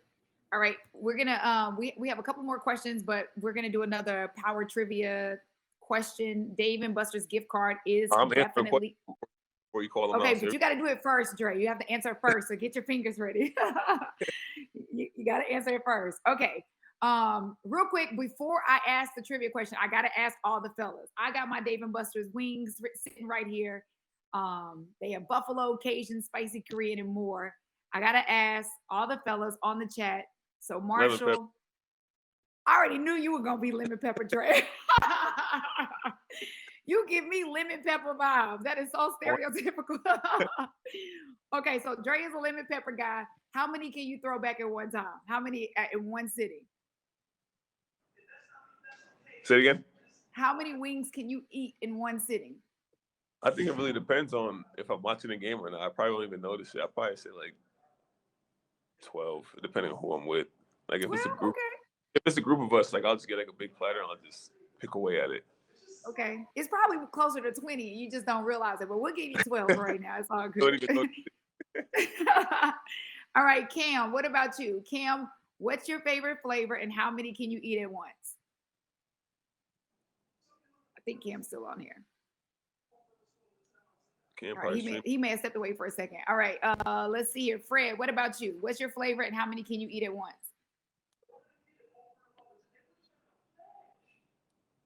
Fred? We're losing everybody. I'm telling you. All right, here we go. No, I just had. Okay, there you go. There you go. There we Okay. go. Yeah, I was muted. I'm sorry. I'm lemon Okay. pepper with a splash of hot. I gotta have a little kick in it, so I tell them splash it on the hot side. Okay. Probably 10. I used to eat more than that, but yeah, 10. Like when I was young, I can eat, I don't know, 6, 7 tacos at a time. I can only eat 2 now. I don't know, just 10 wings. That's my max. Okay. And what about you, Marshall? So I like variety. So I always get my wings naked and I dip them in all the sauces. And that's seriously, that's what I do. I've always done that. I'm like, I can't make a decision because I always want, sometimes I want the lemon pepper, sometimes I want it hot, sometimes I want to hit the barbecue sauce. I'm everywhere. I'm all over the place. And I normally can through a sitting of, I could get through a dozen. Okay. 12. Okay. That's not bad, fellas. All right. Look like everybody trying to watch their figure on here. I love it. You know what I'm saying? Got to. Trying to keep it together. All right, in the chat, everybody, we're about to ask you we want you to win a Dave & Buster's gift card. So I have the power trivia question. Shouts out to Black, who actually won the first one. He was the one who answered it correctly first. So here's a question. In which category is Marshall Faulk the all-time leader? Is it A, rushing touchdowns, B, rushing yards, C, catches by a running back, or D, 2-point conversions? And our Hang support is going to tell us who the winner is. I think I see the winner right now, though. Marshall, tell us the answer. What's the answer, Marshall? 2-point conversions. Boom! The answer was D, you guys. Let me see. So okay, I don't want to get it wrong. Justin, you were the first one to get it right in the chat. Congratulations, Justin. You got you a Dave & Buster's gift card, so you can take your baby. Yes, that's going to be a lot of fun. So congratulations on that. Jay, people, most people, they always think is receptions, but I'm second in receptions. Larry Centers, I don't know if you guys remember. Larry caught a lot of balls, man. He was like, he caught a lot of balls, and love that dude. Love the way he played the game. But most people always think it's receptions. Well, yeah, that's what I would have guessed. In all honesty. Okay, so we were talking about. It's funny. Go ahead. Go ahead. No. I want you to go. No, I want you to tell your story. No, I'm gonna keep it. No. It's receptions. It's like the game has changed so much, even from when I played to like back in the day. In the Hall of Fame, there's about 30 receivers. I have more receptions than about half of them. Okay. It's crazy Okay. to think of that. Marshall, hey, listen, like they said, between you and Fred, we got a lot of goats on here today. So, you know, you definitely did your thing. Definitely. Okay, so I have to ask you this. This has been going around a lot, and Dre, you could obviously chime in on this. We all saw the controversy that went on between Draymond Green and Jordan Poole, right? Everybody saw this fight that happened during practice. And there's some people that are like upset with Draymond, but then you have some people that are more upset with the guy that had the camera, that released the camera. Isn't there like an unwritten rule? Like what happens in the locker room and what happens in practice stays there. It's almost like what happens in the house stays in the house, right? Yeah, I guess to touch on that, I think it's I was surprised to see the footage more actual act. Because you gotta think guys fight all the time, you know, there's always disagreements. We're all family or brothers at this end of the day, so there's always a disagreement. But I think I'm shocked at the footage that came out because that's like how? Like that's my main question. How did that happen? And like just the bird's eye view, that means somebody was sitting there for a minute. so for me that would make me a little uncomfortable. Whoever did put it out, I'm not cool with that. Because at the end of the day, like I said, with brothers, there's always disagreements, there's fights, there's you argue with your brother all the time. It's always love. I'm sure they've already had a discussion and it's squashed already. That could have been handled in the house. So for that type of footage to come out and allow that type of access to what they have going on, it's disruptive for me. Good point. Good point. Yeah. Wouldn't you just be like, who was sitting in that angle at that time? Isn't it Right. easy to find the person? I don't know. Hey Jay, can I chime in on this? Yeah, absolutely. Because this right here on two accounts, you know, like, and I understand who Draymond is, and I just believe in like I get it. You know you the dude's smaller than. I mean, we see the size difference in those two. Like he could push Jordan around. There's a way to manhandle him, but to just steal on him like that, I ain't down with that. Now, the video. Let's talk about the video because you got to understand the business of professional sports and trying to get things done. Right. And nothing comes out about the Golden State Warriors. They don't show you Steph shooting. You didn't see you did not see Clay working out. You didn't see you've never Steve Kerr back. You don't see nothing. They don't nothing comes out on this team. They had a big problem, and the problem got solved with Draymond doing what he did. They need Draymond to take a deal. All right. They wanted to pay Poole, they wanted to pay Wiggins, and they wanted to pay Draymond. They need Draymond to take a deal. And they got Draymond to take a deal. They got him to take a deal. He got to take a deal now. And also, he let the other two get paid first, and then he's going to take his deal. Yeah. Draymond had to take a deal. Organizations, they don't have to answer questions the way individuals do. And that's why we got it as players, we can't get caught up arguing with organizations. It's like Draymond's getting into it with the Golden State Warriors front office. Who is that? We don't know who that is. Right. When we take a hit, the Golden State Warriors, they don't have to answer on social media. They don't have to answer. But we do, and our image does. So that got out. Understand when stuff like that get out, it's purposefully done. I agree. It's purposefully done. Like there's some masterfully done. Because as a guy that has played for 11 years, I've never seen the only time you see bird's eye cameras is just for film. So it had to be somebody in that did that. Like, no media, practice tape? No practice because there wasn't like an open practice. Like I've practiced a trillion times. I've never in my life seen anybody besides the video guys that high up. So, wow. Tommy, you could go ahead and unmute yourself. You wanted to chime in on this conversation, Tommy. Yeah, actually, two questions. I'm not sure if my camera's frozen, by the way. One question while we're on this subject is, so do we think like Draymond was set up because they know they can't pay everyone and they want to like hurt his value on the open market? And then once we're off this topic, I wanted to ask Marshall, are you kind of surprised that 2-point conversions record is stood? Because obviously 7 doesn't sound like that many with guys playing 10 years. You know what I mean? Some guys can get like you'd think like Travis Kelce would get like 2 or 3 a year. So obviously I know teams don't go for it that much. So I guess I'm wondering if you're surprised that stood, and if you think that people should, be going for it more in today's game. Well, let's the Draymond thing. I don't think he was set up. I believe the organization saw a solution to a problem. They had a problem. Yeah, And they the didn't know who. problem was, how are you going to pay Wiggins, Poole, and Draymond? Because you can't pay them. You can't pay them. And they need all 3 of them. Agreed. Especially with how many guys that they lost in free agency, role guys. So what do you do here? I'm for sure they went to Draymond and said, "Hey Draymond, we're gonna need you to take a discount." And Draymond was looking at Steph's deal that he got like what was it, a year or 2 ago? It's like, hell nah, Steph just got 50. Steph getting 50 a year, and you're coming to me? I'm a huge part of this team too. Right. And then this happened, and it was like, okay, all right. Well, thank you. We got a problem solved here. You solved the problem. It's a fact. Yeah. It's a dirty business. It's- We were talking about when we were talking about Dallas and Dak's situation and Zeke.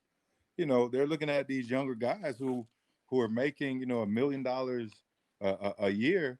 I don't know what Cooper Rush is making, but a lot of these decisions come down to the business side of it. It's a business first.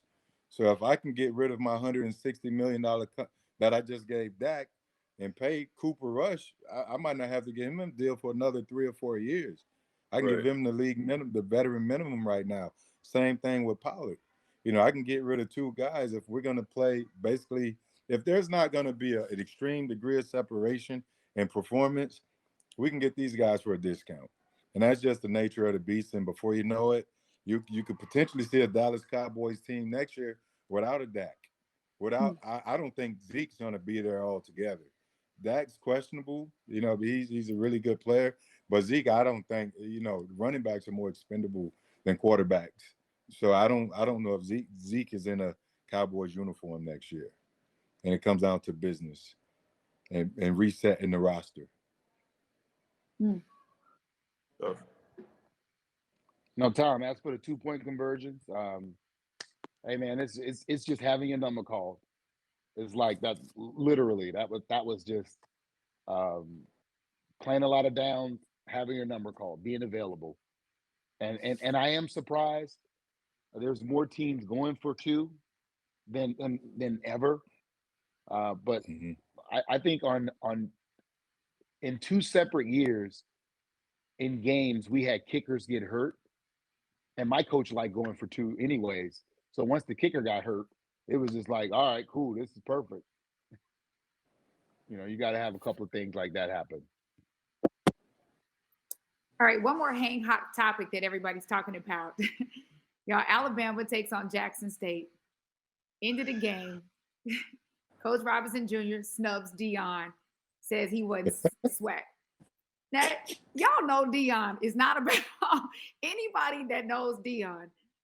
I mean, they have made a whole, there's a remix where, Deion is wearing the sweatshirt, who ain't swag, Why did that happen, y'all? Why do things like, come on now, like that was just so unnecessary. Jay, can I provide some context to this conversation, because I have some inside information, not from Deion, because I know people know I know Deion, but I'm talking about what actually happened in this whole thing.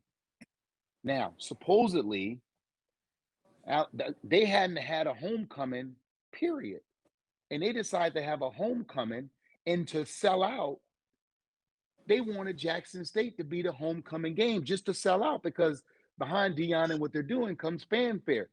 They had their first sellout, and I don't know how long, at a game. That happened. Now, with this, and how a lot of this thing took place was, Jackson State got no police escort. They showed up to the stadium late. They wouldn't allow their trucks to get into the stadium. And so when Deion was doing his normal coach's walk that he does at the time when players aren't on the field, he had to do it while players was on the field because they were a little late. And it happened while their team was out there. Coach Rob took it wrong. Now, he's historic in the SWAC. His dad, Eddie Robinson, the GOAT, means everything. And as we said, you see somebody doing your job better than you, you get those feelings. That's how they looking at Deion. But when you look at some of the names that he mentioned, those guys weren't SWAC either, but they gave a lot back to the HBCU. And what we got to stop doing, we as a people, we got to cut that bull junk out, man. That's crazy. Like this man bringing attention to a problem, and these kids now, they have an avenue to get to the NFL because the eyes and attention is being brought on them. He made this an individual thing because his feelings got in the way. Feelings will do that to you in sports. That's the reality of it. More just to chime in really quick with you, Marshall. E-Rob was that way as a player.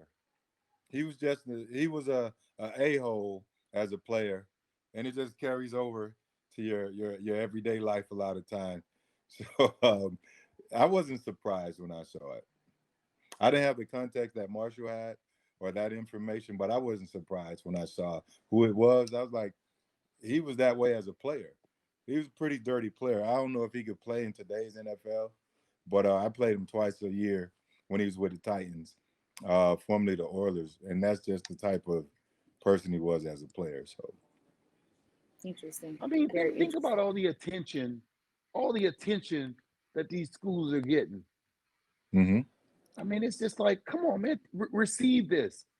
Your school decided to have Jackson State come in and be your homecoming. You get your butt whooped on your home. You know, you always schedule an easy school for your homecoming. Always. You always. That's just how it is. It's either a big rival or it's like a layup. Mm-hmm. You get Jackson. Really? You gonna have Deion coming for you? So Deion was like, he told us, hey, they came to see us, y'all. They never sold out. Oh, that joke was funny, man. He almost brought out the old prime, Jay. He almost brought yes, the he old did. prime I'm out. telling you. I saw it. That Andre Rison. You remember when him and Andre Rison on whose house in Atlanta it was? He almost brought that prime out. Yep. Boy, boy.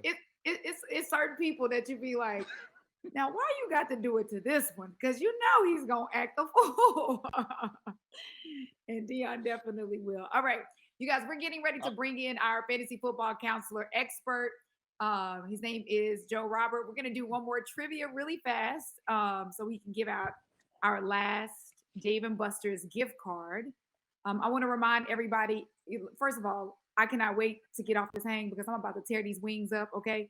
You can actually go to daveandbusters.com to order food for pickup or delivery. Dave & Buster's can also be found on the most popular food delivery apps such as DoorDash, Uber Eats, and Grubhub. All right. Dre, you cannot answer this one, all right, Dre? Because this one is about you, all right? Dre, you've been losing all the rest of them anyway, so, you know, just enjoy this one, Dre. All right, just enjoy this one. All right. Okay. Andre Drummond leads all other players in NBA history in career rebound percentage with 24.7% of the total rebounds available. Which player ranks number 2 behind Andre in rebound percentage? Is it okay? Y'all already answered the dang question in the chat. Y'all didn't even let me get the answers out. I'm gonna put them out there anyways. Is it A, Dennis Rodman, B, Kevin Garnett, or C, Wilt Chamberlain? Dre, do you know the answer? Yes, Dennis Rodman.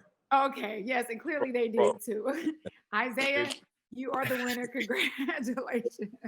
The numbers speak. I'm the best ever. Wow. Okay. Jay, do you ever think about that? The fact that like you've been a Piston, you've been a Laker, now you're gonna be a Bull. Like, do you feel like you're chasing the worm in a sense? I never thought of it like that. It sounds kind of crazy to think of, though. But no, I'm definitely not chasing him. I'm trying to be better. Well, I am better already. Let's say it. No disrespect to him after what he does. I mean, God, I watched his film. Like, rebounding, I got it from him. So he's definitely somebody I mark my game after in terms of rebounding. Do you think you'll go down as the best rebounder in Bulls history? I'm going to be the best ever in NBA history, not Bulls history. Ever. All right. Y'all don't know Dre be talking that smack. Dre is not gonna be behind anybody. Y'all gonna learn today. I love it. Okay, so Dre, real quick, because I've been seeing people in the chat. They want to know you play NBA 2K. They're asking your gamer tag. I think that's what you call it. Oh, you know, yeah. I play. You won't be able to add me. I have to add y'all. So just DM me or tweet me. I'll run some with y'all. I'm gonna get in the park in like a. Okay, that's what's up. I love it. All right, so do any of the fellas on here, Dre, Fred, Marshall, do you guys play fantasy football at all? Oh yeah. I do. No. Okay, well, we have the expert on. If you guys have any questions, he's going to let us know what happened with the picks from this past week and then what's going to happen next week. We have Joe Robert, the fantasy football counselor, the fantasy football expert. He is on. Joe, let us know what's going on week 6. All right, first and foremost, it's not every day. You guys hear me okay?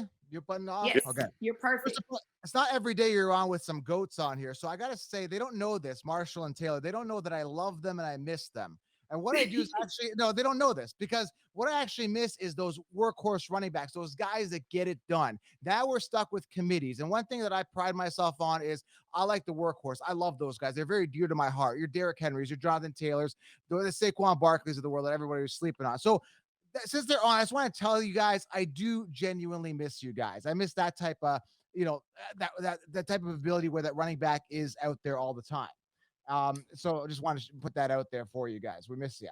And then I want to talk a little bit about JaMychal Hasty. And here's a perfect example today, right? JaMychal Hasty, I have a saying in fantasy football, years to wow us and we're not wow. That's a nice way of saying that, what are you doing on the field, right? And we're pretty harsh as fantasy players, right? I'm a Jay Robinson guy. I love Robinson. A lot of people ATN. It is what it is.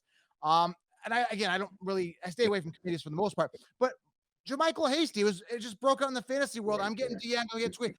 He breaks up for a run, and we're losing our crap over here. So good on him in reality, but for fantasy, we're pissed off. So he's sitting there now with 12 fantasy points.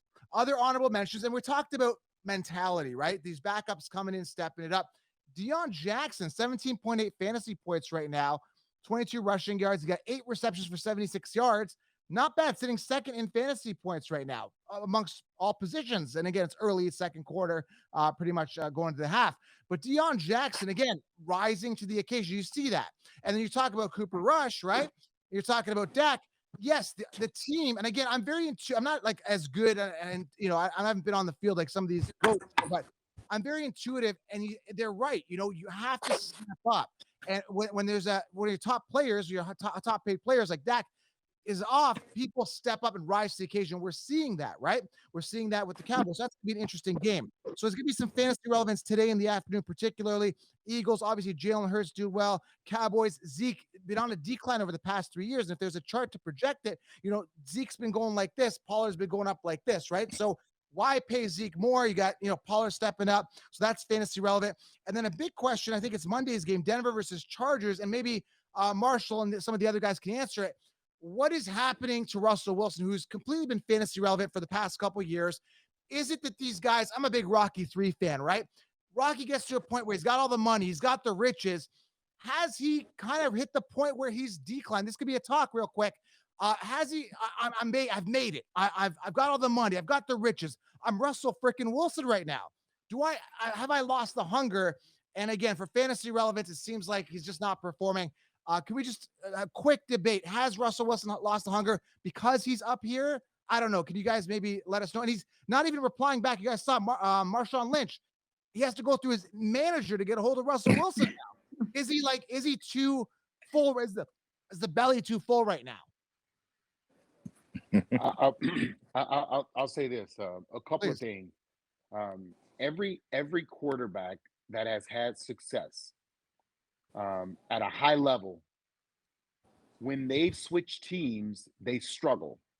I'm gonna give you 2, and both of them started off exactly the way Russell is starting off their first years with their new teams. All right. Do you remember that Peyton Manning, when he went to Denver, they actually benched him for Brock Osweiler because he struggled in the offense. Before Osweiler got hurt, Peyton came in, and they had to let Peyton run his own offense, stuff that he knew and he felt comfortable with. Right. Just remember that. Just recently, when Tom Brady went to Tampa, they struggled. And then Bruce Arians had to let Tom run his offense, and then Tom eventually won the Super Bowl. Good These points. guys are creatures of habits. They've been running a certain offense a certain way for a long time. And now you put him in a system that he's not comfortable with, and quarterbacks do not adapt. Brett Favre had the same problem when he went to the Jets and the Vikings. He struggled. They are not, they can't just fit into this. Football for quarterbacks, the offensive play is secondary. You're only focused on the defense. If you have to focus on the offensive play, then you're going to struggle at quarterback. That's a huge issue for Russell. Now, add to the fact that Nathaniel Hackett, people, this dude, when he called plays in Jacksonville, it was by epic proportion one of the worst offenses we ever saw. In Green Bay, they're not telling you this. In Green Bay, he never called the play. He maybe was responsible for first down, second down, or third down. He may have helped the coach call the plays, but he didn't call plays because we're seeing it. Ill-prepared. They made him hire a senior advisor after week 1 when he couldn't figure out if he should go for it, kick it, or you got the wrong guy. You got the wrong guy. Interesting. It's not Russell. And Russell's doing a great job by not talking to people, because if he got on the call with let's say Marshawn Lynch, guess what he's going to do? He's going to spill the beans. Right. Good point. Good point. So they're watching everything you're saying. So yeah, you got to watch that. So that's really good. And I want to get your feedback also on committees, because again, they call me the running back whisperer. Believe it, you guys don't know this, right? But I'm actually the running back whisperer because I can really identify running backs before they break out. And Walker was a guy, Kenneth Walker, again, kind of held back with Penny. Years to wow us Penny. We're not wowed, couldn't stay healthy. Now Walker gets that opportunity now. So a lot of people are curious, how good do you think Walker is? And do you think he has himself a good rest of the season? Well, here's what I saw in Walker. I saw in Walker what we rarely see from college running backs. At Michigan State, he was the bell cow. There wasn't a multiple back system. The other back came in when he was tired. They weren't splitting time. That guy is always going to come to the NFL and have success, because they don't make them like that anymore. In today's college football, when you go in and you're a top back, you're going to play 10 to 12 plays. The other guy's going to play, like 3 guys play 10 to 12 plays. When he was at Michigan State, this guy toted the mail. Like, he was the real deal. He had anywhere from 20 to 30 carries. It's like Blake Corum right now in Michigan. Blake is going to be able to play in the NFL just because he has the body of work and he's getting enough touches to understand how that's going to translate to the next level. Yeah, I just hate the formalities that happen in fantasy and in reality, of course. Example, Michael Carter, right? They bring in Breece Hall. They move up to draft him. I think it was second round. Breece the Beast. He comes in. Oh, we're starting Michael Carter. Or, Marlon Mack a couple years or so, right? They draft Jonathan Taylor. We're starting Marlon Mack. Well, we all knew, let Jonathan Taylor run wild, right? And they're doing it. They did it in Denver before Javonte got hurt. What is with that? Like, I don't get that. Is it just like they know that Breece is, better on paper? They got to play that game to, is it just a respect thing to those running backs? It's not, because you need multiple backs. Yeah. As Fred said, we are expendable. And here's what's okay. It's okay if you lose a quarterback and you don't win. If you lose a running back, you got to still be able to win. Back in the day, if Eric Dickerson got hurt, the Rams sucked. If Walter Payton got hurt, the Bears never won. If Barry Sanders got hurt, the Lions lost. But now in today's league, and we're getting that way with quarterbacks pretty soon. Yeah. The season isn't. Listen. I'm going to attest to it. We lose Trent Green, we go win the Super Bowl with Kurt Warner. And it elevates you as a GM. GMs want credit too. Remember that. They want to be thought of as, oh, we knew this guy could be. Well, if you did, why didn't you? If you knew Jonathan Taylor was going to be, why didn't you just start him? Right. The first.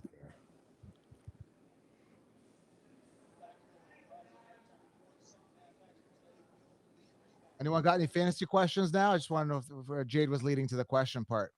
Okay, yeah, no, I was letting you guys get your Yeah. chat in. I'm sorry about that, Joe. So if anybody has any fantasy football questions, please go ahead and put them in the chat before we wrap up. I know that we did have a comment really fast for Fred. Tara, if you want to go ahead and unmute yourself. You had a comment for Tara about his pivot swag. Go ahead.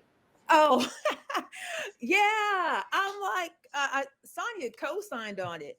I am stalking the pivot merchandise. It's hoodie, it's snuggly hoodie season. I can't even get my man a 2X so I can steal the hoodie. You know how we do. I'm gonna need y'all to restock it so I can steal his hoodies. I need him to rep the pivot. And in turn, I am repping the pivot, but it's little dude. I'm a big girl. I can't the little dude size. It's not gonna do me any good. I need All right, to so show some love to the big girls. So you're saying we need more 2X? Yes. Hey, Fred, I know what it is. It's RC with the skinny boy sweaters and stuff. I know what it is. Exactly. Marshall, I was gonna say, is RC in charge of merch sizes? RC. Yes, we use an RC as the actual the blueprint model for the sizes. Yeah, what's up Nah. with this? You know we what? traced him in chalk for the pattern. Yeah, I don't know. We have a merch department. We have a whole customer service thing. And I stay so far away from that. I do get some information and feedback from you all. And then I just send it over there. You know, I don't know how much. Look, I'm gonna wait as long as it takes. Like I said, I've been stocking it, so I'm gonna continue to stock it. But real quick, you know what? though, Sign up for the email, and they should send out something when there's a restock. But I guess it's a good thing if we're short on merch. I thought they ordered a decent amount, but I'll send a note to them. I think I'm just slow with the keyboard and hitting my size. No, I think they need to do they do need to do better over there. I agree with that. No, I'm no diss to them at all. They can't keep it in stock. Y'all are blowing up, so it's a good thing. It's a good thing. There was a moment Terry, where you should just DM Fred.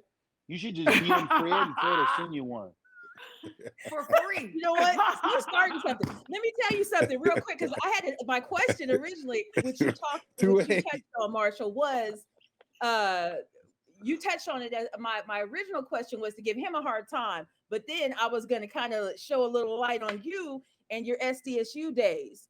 Everyone's talking about your stats. I'm just like, I'm so glad he made it to the league, knowing he was at the biggest party school, because SDSU was the biggest party school back then. I know this firsthand. My sister graduated in 87. I graduated high school in 88, but you couldn't tell me I wasn't an Aztec because I was there. I'm from Orange County. I was down there at San Diego on the campus every weekend.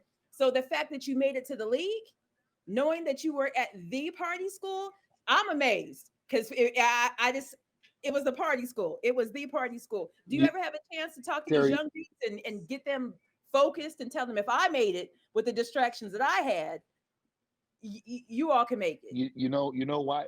I only made it because I'm from New Orleans. So I left a party city to go to a party school. True. That's and true. Literally, I went through college, and I think I went to like 2 parties my whole time that I was there.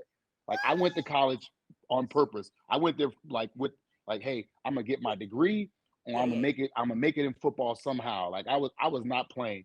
I didn't go from New Orleans to San Diego to just fail out. No, that wasn't happening to me. True. Okay. I was on the mission. But you do know the reputation, and you saw it. You weren't there. Oh yeah, but I'm well aware. Yeah. Well aware. I'm sure in the locker room there were some dudes that you were like, man, come on now. Well aware. What were you got doing invited last to all night the while I parties. was going over plays? All the parties. Yes, got invited to all of them.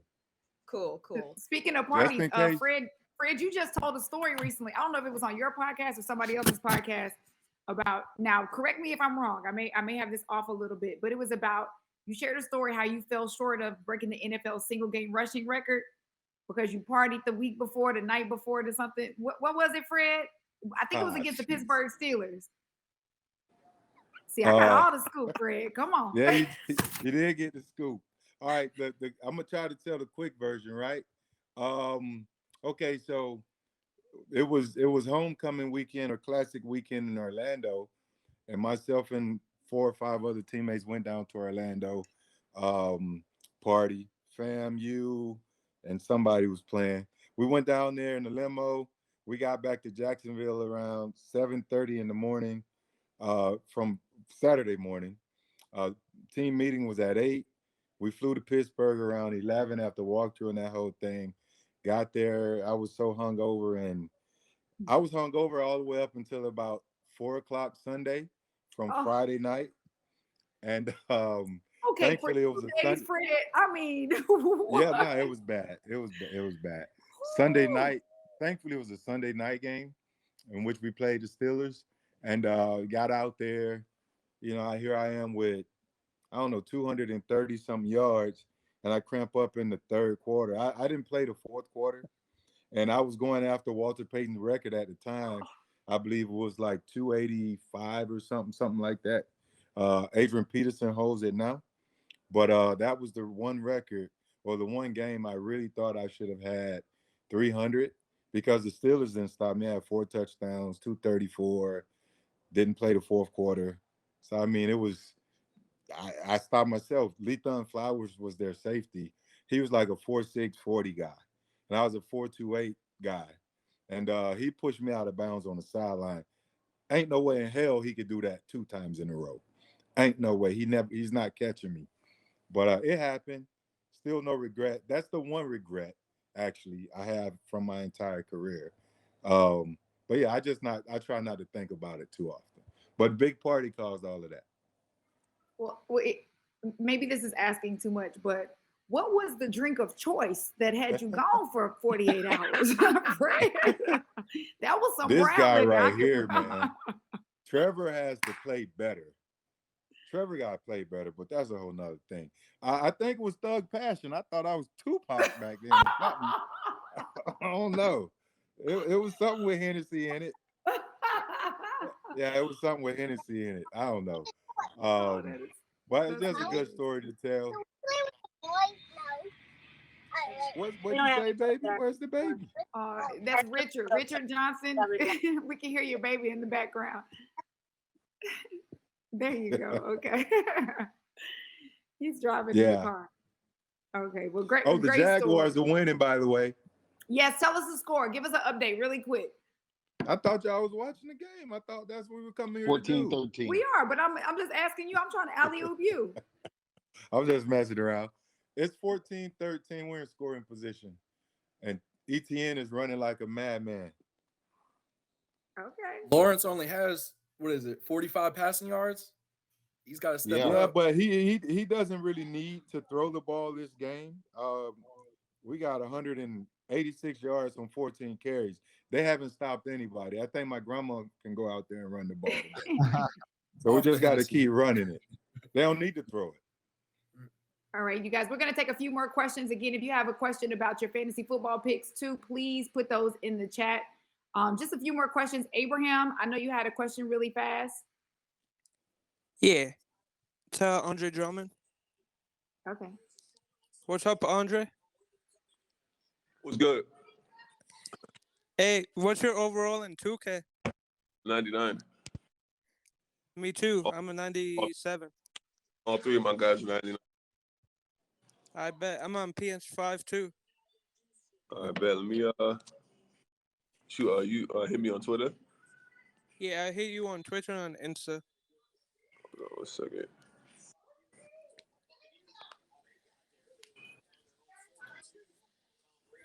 Dre, you say you're jumping on the game here soon, Dre? Yeah, I might get in the park real quick, start causing havoc.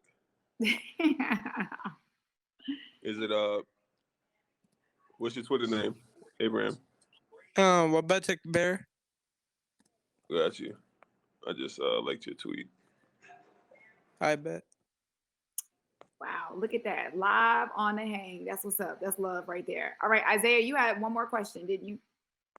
Yeah, I was actually wondering because you were talking about Trevor Lawrence and how he needed to step up his play going forward, not necessarily in this game, but he's the number 1 overall pick. Everybody was talking about him being like the next Peyton Manning coming out of college and all that stuff. Fred, you played with Byron Leftwich, early quarterback pick, and then you're talking about in the playoffs, the team wasn't necessarily behind him coming into the game. How does it work in the locker room when you see somebody that's supposed to be the next big thing and they're not necessarily panning out? Like, does the team lose them the same way that you're talking about Denver maybe like losing Hackett? Hackett doesn't really have the locker room behind him. How does it work when it's player to player, and how does it work when it's necessarily coach to player? That goes out to you and Marshall. Well, first with Trevor, Trevor, you gotta understand Trevor, what he came into last year, that situation with Urban Meyer. Just try to delete that whole season. If we could There was delete no it, we would coach. delete it. Right. So it was like, from experience, situational, learning awareness, but all of that went out the door. Like, he learned a whole lot of bad habits, a whole lot of bad things. Now he has a coach, who's a former quarterback that actually played in the league, and Coach Peterson, and they're meshing and they're learning with each other. What I say about Trevor is his situational awareness has to increase. Last week, through an interception when he could have clearly ran for the first down, reset the offense. Now you're putting points on the board. He has to learn that we have to learn play efficiency, situations, and just taking what they give you. Don't try to force anything. 2nd and 1 from the 7, you're right there at the marker. Get the first down, reset. You got another 4 downs to make 6 yards, or worst case, 3 downs and a field goal. So he has to learn situational. He's been sacked on 3rd and 2, 3rd and 1, flushed out of the pocket. Luckily, it was defensive holding. So he has to get better in these situations. That's for Trevor. As it relates to Byron Leftwich, Leftwich was a high pick. We relied on Leftwich to come in and play. And he had his struggles, like what Marshall was saying. It's about the system. We had a defensive-minded coach. He played under 2 or 3 offensive coordinators. So he wasn't going to learn anything that way. So in all fairness to Byron, too many offensive coordinators, and then he had his flaws, mechanical flaws. 6'5", I think he wore a size 10 shoe, and he had an extreme stride. Like, he would step up in the pocket, and he would be up in the offensive lineman's back. We didn't have a great interior offensive line, so he wants to step up. A lot of quarterbacks don't want to step out. They want to flush out. The good ones want to step up. Unfortunately for Byron, we didn't have interior protection that allowed such a long stride to do that, because he wind the ball up. So for that, his career wasn't as successful as we all had hoped for. But as players, they draft somebody, you root for them. You go to war with them. You practice with them. You see what they could do. They get out there, and then, after a while, you can realize, well, he might not be what we had ordered, but you still fight. You still fight, hoping that something changes. And that the comment I made about him not playing was simply a playoff game. He was hurt. He had broke his ankle. We knew he wasn't healthy. We can clearly see him limping. It was like, that's not going to do us any good. And for my game, from a running back, a mobile quarterback gives running backs a better opportunity. They create lanes because they can get out of the pocket with naked actions, with quarterback keepers. That means your defensive ends, they got to account for that ability that quarterback bring, that extra dynamic that quarterback bring. And for us, it was David Garrard. He was mobile. He can doing stretch plays, out of pocket plays. He will open up lanes for us and give us better lanes to cut, to use. And when Byron came, Byron couldn't do that. One, he wasn't fast. He couldn't get outside the pocket. He wasn't as mobile as David. And then he was hurt on top of that. So that didn't allow our offense to be as explosive from a run game standpoint, which was our strength. And, for that, we all thought and agreed that it wasn't the best decision for the team to put him back in there. I'm curious, though, how long is that leash where you guys are deciding this guy might be a guy? And it's not up to us. It's above our pay grade most of the time. I understand you know what I'm that. saying? So most players get 3 years. Most 3 players, years. if you look at the way contracts are structured, it's like a 3-year window. Where you look at all of the contracts, you're going to get the bulk of your money. A lot of the money is in the back end of these contracts, and you get some leeway in the front end. But if you don't do anything in 3 years, teams are going to wash their hands for the most part and see who else they can get in there. So each player has about 3 years. You got an injury year, you got a learning year, you got a production year. If you're not doing anything in those 3 years, they're going to X you out of there. So if you go back and look at most deals and most players, they give you about that window, and that's it. That's it. The only person that's been lucky is Daniel Jones because he runs the ball, but he won't be in the Giants' new uniform next year. I doubt he'll be in the Giants' uniform. Thanks so much, Year Isaiah. 5, We I think. definitely appreciate you. You've been amazing today. Thank you. We have one more question. Tommy, for the fantasy counselor, what's your question? Yes, I actually also have a quick question I want to ask Fred, which is the story that you let Georgia pay you $50K and then went to Florida anyway because you knew they could. Oh, okay, shush. All right. My question No, I for mean, the it is what it is. Right. It wasn't fit. It was more like 30, but I didn't know I was going. I didn't know where the money was coming from until late, at the end of it all. But I wasn't going to Georgia. I was gonna go to Florida. I had an uncle in Gainesville, and he just made a transition from my small hometown to college. He made it that much easier for me. So it was the best decision I made. And then thank you. My other question for the fantasy counselor is, I asked you this I think week 3, and you said it was too early, but I think I've got to ask it again. For Sure. fantasy purposes, is Aaron Rodgers cooked? Cooked like done? Like he's for fantasy, I don't know, man. It's just that without Adams, it's just not the same. I mean, he can't pick a receiver that he likes. I think he'll always be safe and steady, but I think at this point, a backup would be good for fantasy. Again, Dobbs is supposed to be stepping up. He's doing okay. Tunyon's having a good game this week. Again, it's not really flowing, man. Without Adams, it just hasn't been the same. Maybe this season, maybe next season he picks it back up. But as of this season, he's just average. Appreciate that. Thanks so much. I want to remind everybody, you guys, whether you're staying at home for the game or going out to Dave & Buster's, they definitely have you covered. 40-foot wow walls, wing games, and more. Or you can actually order online at daveandbusters.com. Do not forget, we have some upcoming hangs that are going to be amazing. Join us next weekend for our Houston doubleheader. We have the Astros on Saturday and Texans versus Raiders on Sunday at 4:05 Eastern Standard Time. Go to let'shang.live and click on free tickets to register for these games. Plus, we have hang swag for everybody who signs up today. You're going to get some hang swag, all right? So make sure you get signed up for next Saturday, get your and Sunday's game, get your VIP seats. You guys have been absolutely amazing today. Fred, thank you so much. Dre, Marshall, Cam, Joe. Y'all have been a blast. I have really enjoyed hanging with y'all today. Can So I ask thank you one guys more for your question? time. Can I ask one question on the way out? Absolutely. Hey, 2-8, who do you root for the most, man? The Colts or the Rams? Oh man, I don't have a most. I go AFC, NFC. That's safe.